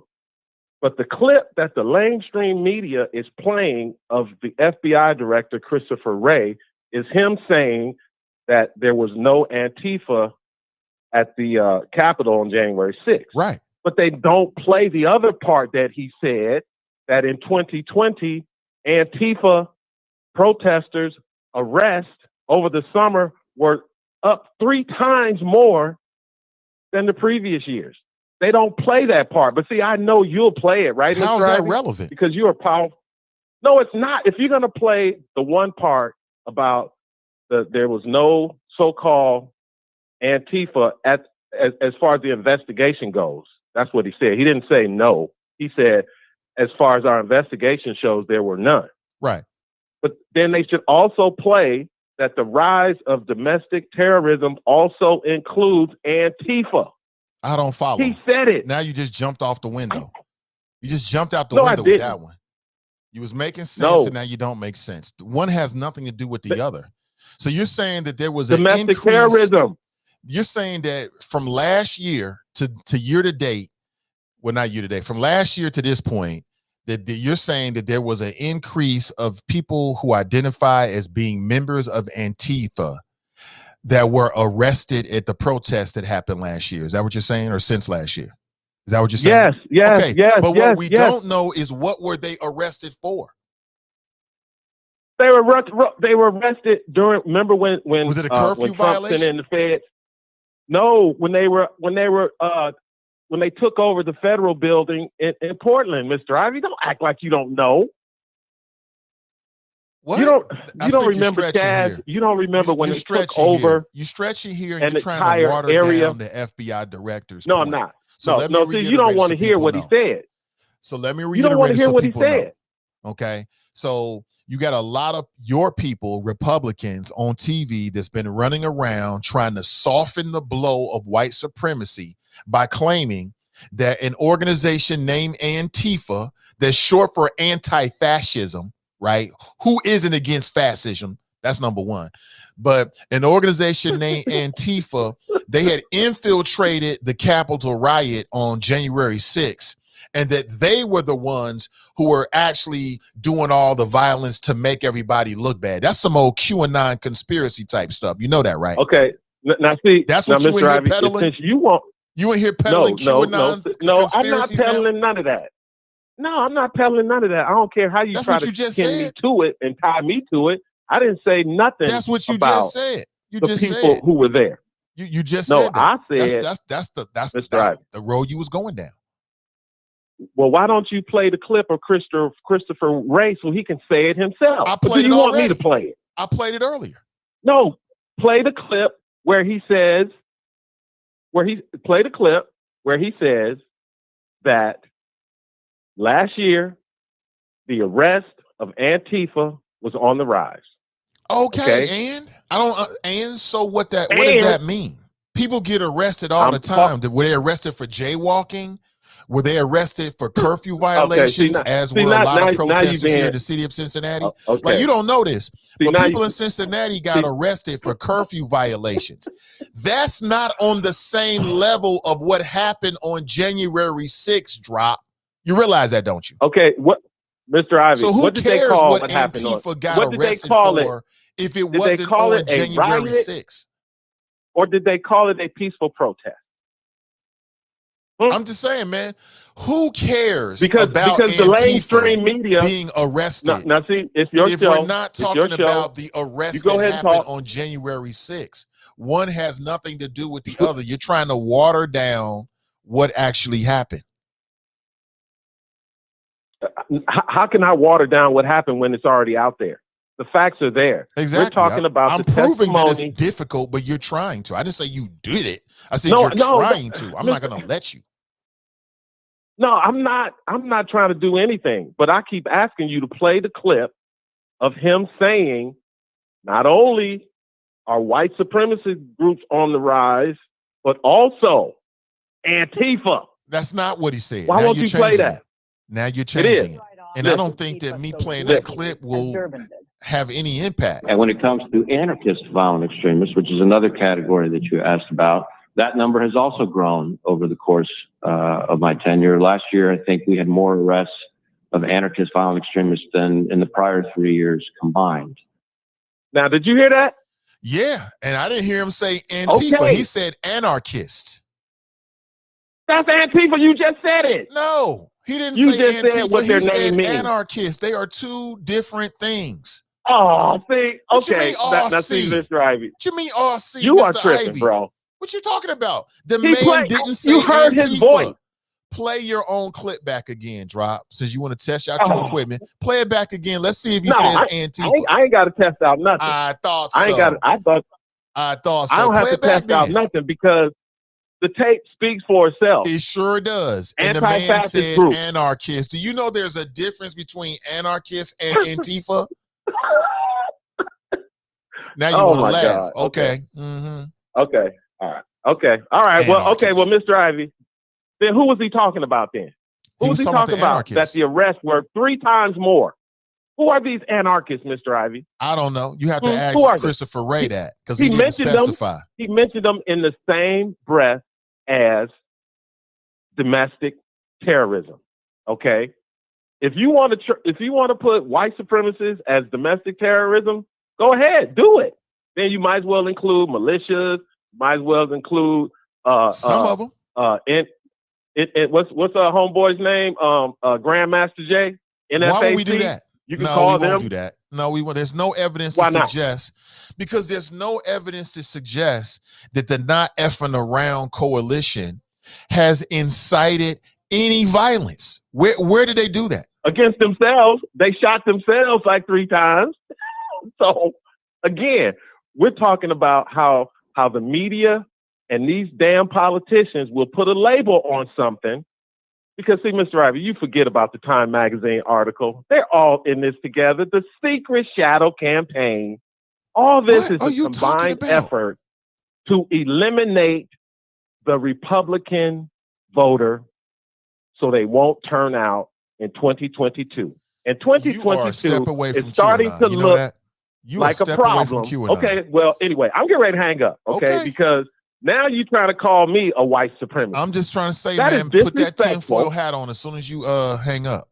So now I'm 10-4. Well, see, you've accomplished your mission. Put that tinfoil hat on as soon as you hang up, man, so that the brainwaves don't like affect your brainwaves or something. But something's going on here. I don't like what I'm seeing. Now you're tripping. See, I'm looking at you, Mr. Ivey. I've seen your face on YouTube enough. When your eyes get big and you start looking to the side, Mr. Ivey, I studied body language, sir. Okay, I was a high school basketball official for 15 years. Most of my communication was nonverbal and with that whistle. So I studied body language. I already know what you're doing, but it's all good. Okay, it's all good. I'm getting ready to hang up. Okay, because again, Mr. Ivey, it's only been 35 days. Where's Sleepy Joe Biden? Is he actually the president or what? Or do they wind him up, put him in front of a teleprompter and say, here, read this, Joe. Drop Squad 52. Science, black, not Democrat. That man right there is that man is something else. What is he talking about? I can't let him get that off like that. No, you're wrong. Talking about some Antifa. Then he plays the clip and the man doesn't even say Antifa. He says anarchist. But he's so programmed with those Republican talking points that I believe that in his head, he actually heard him say Antifa. That's why Jet Drop was so genuinely taken aback when I resisted what he was saying, because in his head, he heard Antifa. And even if he did say Antifa, so what? We just had a summer of discontent. You had protests nationwide. A lot of people got arrested. I would imagine that arrests were up among certain groups across the board. You probably had some brand new groups that had like a high concentration of people that got arrested. That doesn't mean that they were at the Capitol on January the 6th, Drop. What are you talking about?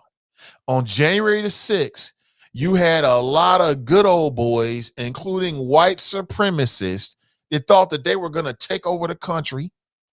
If they could have found them, they were going to capture, kidnap, and maybe even execute lawmakers that they disagreed with their opinion about. And they've been conditioned to do this for the last 4 years by your former president, Trump, and his Republican acolytes. They all helped to whip all of this into a frenzy, and they're still doing it behind closed doors. And you want to call in here talking about some Antifa. Man, please, let's go to the phones. Hey, good morning. Welcome to the show. What's going on, Nate? How you doing, man? I'm doing great, Glenn. Wait a minute. Did that brother actually play a clip on your show? Yeah, he played a clip on the show, yeah. It was phone call. Okay. He's trying to get his little technology together. Well, first of all, well, you know what, Dave, let me go back, because what you just said, you said, you know, in the background, in the smoke-filled rooms, they're, you know, saying these things secretly. Actually, Nate, they're saying it out in the open and out loud. I actually heard Brad Winstrom today down the Dow, and they're pushing the whole, well, we don't want HR 1 because we don't want the federal government telling people, telling states how to vote, but he wants to introduce federal legislation to tell states that you can't change your voting process. You see how that works? Right. You know, and they talked about the provisions that are part of HR 1 and the whole idea of motor voter registration, same day registration, being able to change your address at the polling station if it's different, but still being verified with an ID, of course. But Nate, all the things that make it easier for people to access the voting ballot, for whatever reason, Republicans are against it. And I don't understand, Nate. Is there a blind side? Like I always say, give it to me straight, Dad. Am I missing something? Can you tell me? Anybody in the shop talk, tell me a reasonable reason why Republicans are trying to keep people from accessing the ballot.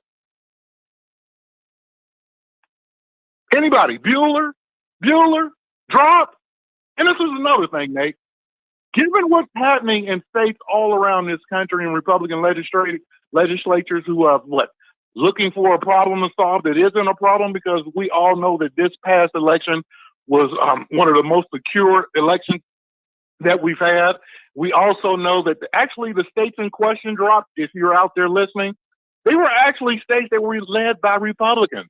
It was the state Pennsylvania, it was the state of Georgia, it was the state of Michigan, that they were able to pass these certain laws to make it, I don't know, a little easier for people to vote during a freaking pandemic. And then guess what? When people have access to the ballot, guess what they do? They actually vote. And that's what you don't want, Drop, because a lot of normal people, they don't want your little black QAnon ass. Marjorie Taylor Drop. You the new one, Drop. That's going to be your name from now on. Black QAnon, Marjorie Taylor Drop. I mean, it's amazing that you can be a black man and actually let me ask you, are you black before are you a Republican before you're black when it comes to black conservatives, Nate? Think about it. Where are all the black Republicans? I know we have an elder Republican listening to us now, but where are all the black Republicans screaming to the high heels in every holler around this country saying, no, what you're doing is suppressing the vote, and more specifically, you're suppressing the black and brown vote. Am I lying or flying, Nate? That's exactly what the plan is. Where are my dogs at? Even if you're on the right side. See, this is where we can come together. Shouldn't this be unifying, Nate? Especially if you're black. I don't give a damn what side of the aisle you on. You on the black aisle first. Is that asking too much? I'm asking for that tangible, Nate. Everybody wants somebody to, just throw something out there in legislation just because, it might not pass, but, it's a shout out to the people. How about shouting out to the people, say, hey, I'm black too. And the people that you're trying to suppress, in some communities, I actually get their vote, even though I am a Republican. So how about you speak out for us now? Just a little request. And let me also say this, as far as near tandem is concerned, and Daryl knows this. He was in the chop shop talking about near tandem, and Joe Manchin have a long history, Nate. A long history. And like he said, she gave it to both sides. And Bernie was a little, he's a little queasy about if he was going to vote for her, because she took him on. But near tandem actually outed Joe Manchin's daughter because she wasn't qualified for the job that Daddy hooked her up with. And, and Joe Manchin, he's still in this feeling, he's still in Ralph Transvant mode all these years later. That's what it's about, Drop. And she withdrew her nomination and thanked Joe Biden and Kamala Harris for their support and fighting for her. But, when we're talking straight politics, it was, if you can't get Joe Manchin on your side, which I swear to God, I wish I could primary him. But when you think about it, it's kind of hard to primary a Joe Manchin in West Virginia. And did you see the what I left in the Friends of the Nathan Ivey page, Friends page, the brother down in Georgia, he's going to primary Marjorie Taylor Greene or run against her. Yeah, I saw the brother. That's right, Drop, he's a brother. Yeah, Sergeant somebody. He was in the Army, I believe. He's got the cowboy hat. Yeah, I saw him. I watched his campaign vid. Yeah, the campaign video was impressive. Drop, why don't you talk about this, brother? Remember the sister up in Baltimore with the red dress on, her husband owns strip clubs. Remember that sister? Where's she at now? Remember that name? Everybody, the Republicans just love that sister. Oh, she walking in, Republic Street in a bright red dress, looking like a stripper to begin with. I know she lost right in Baltimore, right? Yeah, on some goofy stuff. She was drop-ish before drop, or drop in a red dress, MAGA red, which is ironic again. These brothers killed me. How you gonna call Leah caping for the other side? I mean, this is the same dude. Remember, and let's go back in the Wayback Machine. Blink, blink, blink, blink, blink. Remember when Drop was throwing out Officer Tatum as his source of information for Breonna Taylor? I told you, Drop, I'm gonna hold you to everything. We got 4 years worth of evidence on your Gilligan ass. You and your little whack ass crew. Oh, I'm not all mental. No, y'all all claiming each other. Y'all not claiming each other after this last election in January 6th. So, Drop, you go ahead and get on your tight-ass medium John Cranley shirt and show up protesting somewhere, too. You just as bad as the rest. Nate, in the end, I hope they getting what I'm spitting, man. I'm politically petty, and I'm out. Yeah, thank you for the call. Appreciate it. He is politically petty. He admits it. One more thing to talk about before we leave. This happened this week. We must talk about it. Cincinnati Public School students from a group called Speak Up and Speak Out presented a list of demands to the school board this week. This happened a couple days ago. The group was started in the wake of the death of George Floyd, who was killed last summer by a Minneapolis police officer who kneeled on his neck for about 8 minutes and 46 seconds. The group allows for Black students to share their experiences surrounding racial injustice and inequities. One of the demands the group is making is for CPS to build a better relationship between students and the Cincinnati Police Department. And there's a comment here from a senior at Riverview East Academy. Most of our CPS schools have resource officers in them, and most of the kids don't know their school resource officer. And when they do see them, it's because it's a bad reason. A bad purpose. She says they want to break down the stereotypes that all police officers and Black children are bad. They're also demanding that the school district teach Black history year round. Quote, we would like for the curriculum to be changed because we feel like we're only taught Black history when it's convenient, which is only in February. We feel like we're only given 28 days to know about years of history. There are other demands. They're also demanding that the district create a platform for all voices to be heard through a student-led public rally. They demand that Black history is embedded in the curriculum throughout the school year, not just in February. They're demanding the CPS actively support students who want to become more civically engaged. And they demand the CPS facilitate a stronger relationship and better understanding between students and the Cincinnati Police Department. We demand that every high school develop a dedicated peer group to discuss the issues faced by their Black students in their respective schools. So Black students are speaking out at CPS with the Speak Up and Speak Out. Now, this is different from the Young Activist Coalition. That's a different organization. I mean, I like the fact that they're thinking about it. Some of the things they're asking for, I'm wondering what kind of adult environment they're getting. But I love the fact that, I mean, just if they're getting any so what's their motivation? I mean, it seems like they're trying to do something on a positive tip from their perspective. Seems like some overlap, too, between the Young Activist Coalition and what they're doing in terms of focusing on the SROs. I don't know. That's quite interesting. That's why I leave it like that. I think there's a lot more to go with that, though. I mean, I think there's much room for a deeper conversation. I like to hear. I'll reach out and see if I can get somebody on. Also, I reached out to or connected with Yusuf from the Young Activist Coalition, and I'll speak with them about what that means. But they will become. Their voices won't be lost here on the Nathan Ivey Show. We'll put it that way. What I'm hoping is that when things are happening from their perspective, they'll come on the show and share it with us here. Nobi won't Kenobi. Okay. Every time Drop calls in, we see why the skipper lost to SS Minnow. Right. Oh, man. Mr. Muller writes, he's lying again, Nate. Where was Drop for the past 4 years calling out presidents? Shaking my damn head. Politics ain't the flow right now. Linda Rice hung up on him or hang up on him. Glenn Rice, near a tandem, took back her nomination. Danita Rice, I challenge dropped to show where Biden said that he was going to wipe out student loan debt or to raise the minimum wage to $15. If Drop is so smart, why doesn't he understand the truth? Right? He be making stuff up sometime. And I think he thinks that we don't have access to the internet. Like, no. Now, he wants to blame the Democrats for not getting $15 minimum wage when everybody knows that it's the Republican Party who largely is against it. Are there some Democrats? Yeah, there's 2 Democrat senators. One is the aforementioned Joe Manchin from West Virginia. I cannot recall the name of his female colleague as in being a Democrat and also being a member of the Senate who's going to vote against it. But yeah, but by and large, it's the Republican Party that's against it. So, you know, they keep talking about how it's going to bankrupt everybody. I don't believe it one bit. I don't believe it. I think that there's a cost to doing business in the state of Ohio.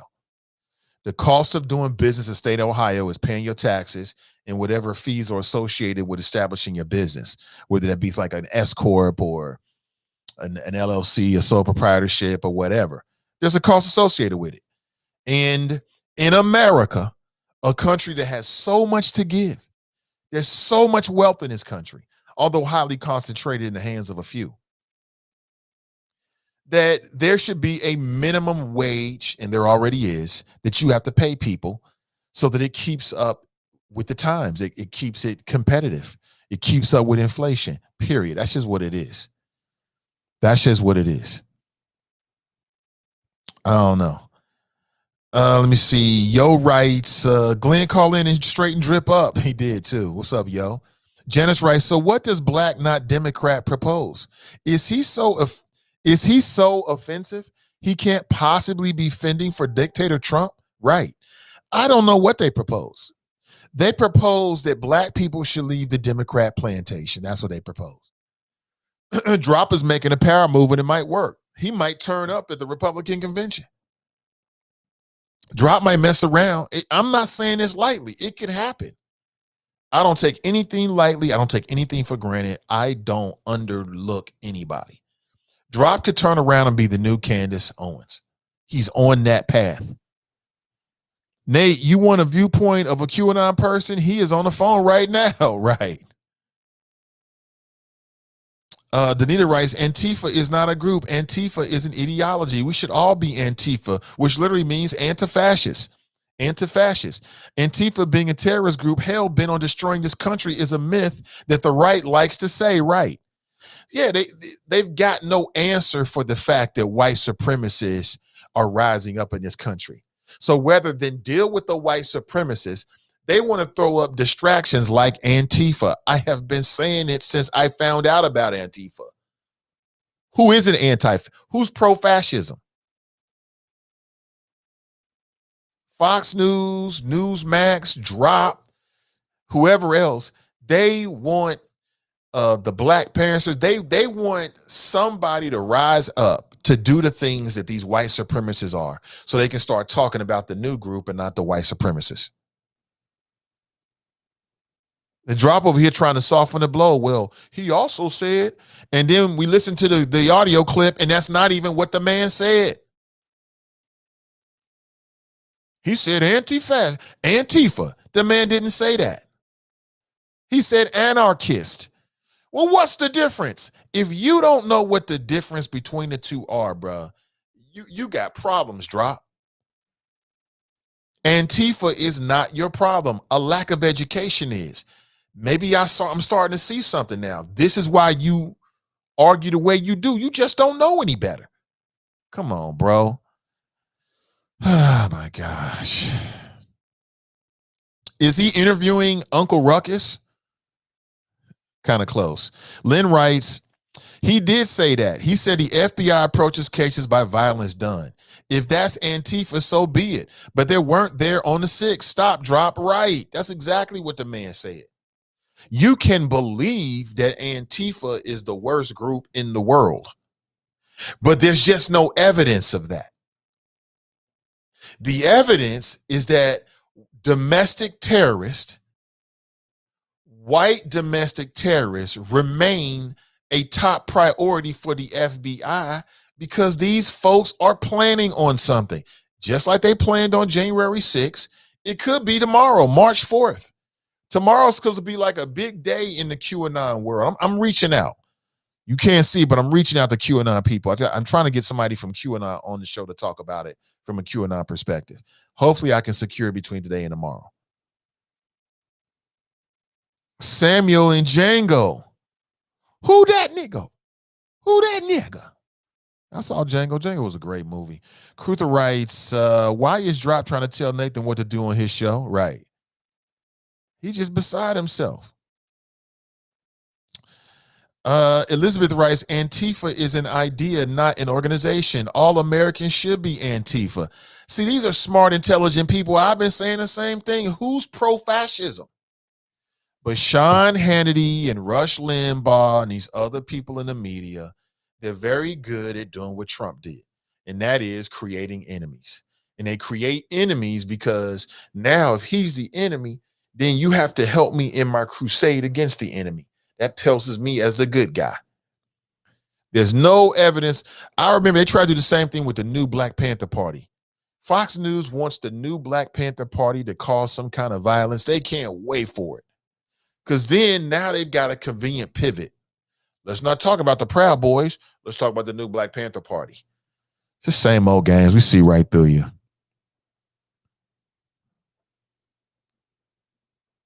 Tiff writes, whose show is this? He just going to cue up his own ish.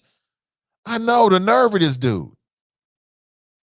Elizabeth writes, the insurrectionists were anarchists. Tell them, Elizabeth. Tell them. Black QAnon. Right. Tracy writes, do your own research.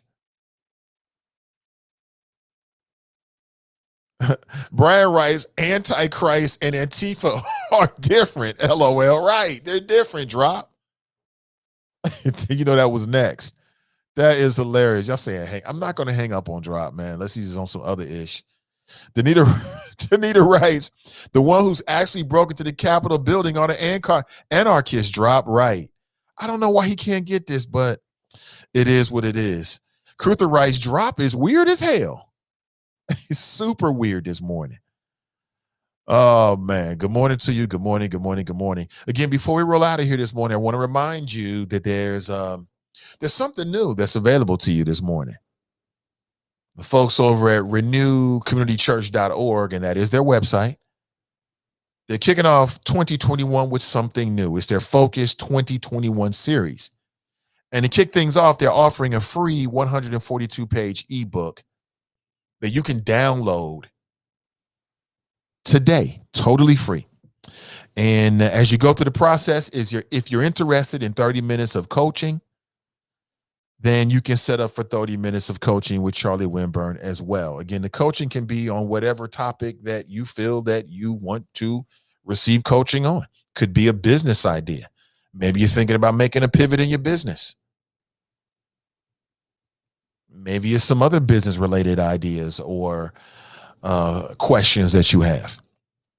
Why not? What do you have to lose? Again, you can download it right now. There's a link in today's description, and you can check it out for yourself this morning. All right. Good morning. Good morning. Good morning to you. Also want to remind you that coming up on Saturday, the Get Vote Ready folks are going to be out. They're going to be doing a drive-through voter registration and candidate petition signing. It's going to be on Saturday from 12 to 2 p.m. at Truth and Destiny UCC. That's at 2645 West North Bend Road in Mount Airy, 45239. That is the zip code, 45239. All right. If you live on the in the Mount Airy area, or that's close to where you live, and you need to get registered, stop by and take advantage of it. Then come up on Sunday, and this is a Facebook Live event. This is a virtual event. And you can go to Common, COMMEN Strategies. Go to their Facebook page to watch this on Sunday at 1 p.m. Let's talk about it. Ohio's environmental health disparities. Join Cedric Denson, Desiree Timms, and Ashley Glass as they lead this conversation. I know that environment is not the sexiest topic, but it's the most precious thing that we have. All right. All right, family. That's going to do it for me. Have an excellent rest of your day. I'll be back and better than ever with you very, very soon. Tomorrow morning at 7:30 a.m. Tomorrow is Thursday. I can't remember. Let me double check to make sure who we have scheduled. But again, you never know who we'll be talking to on the Nathan Ivey Show.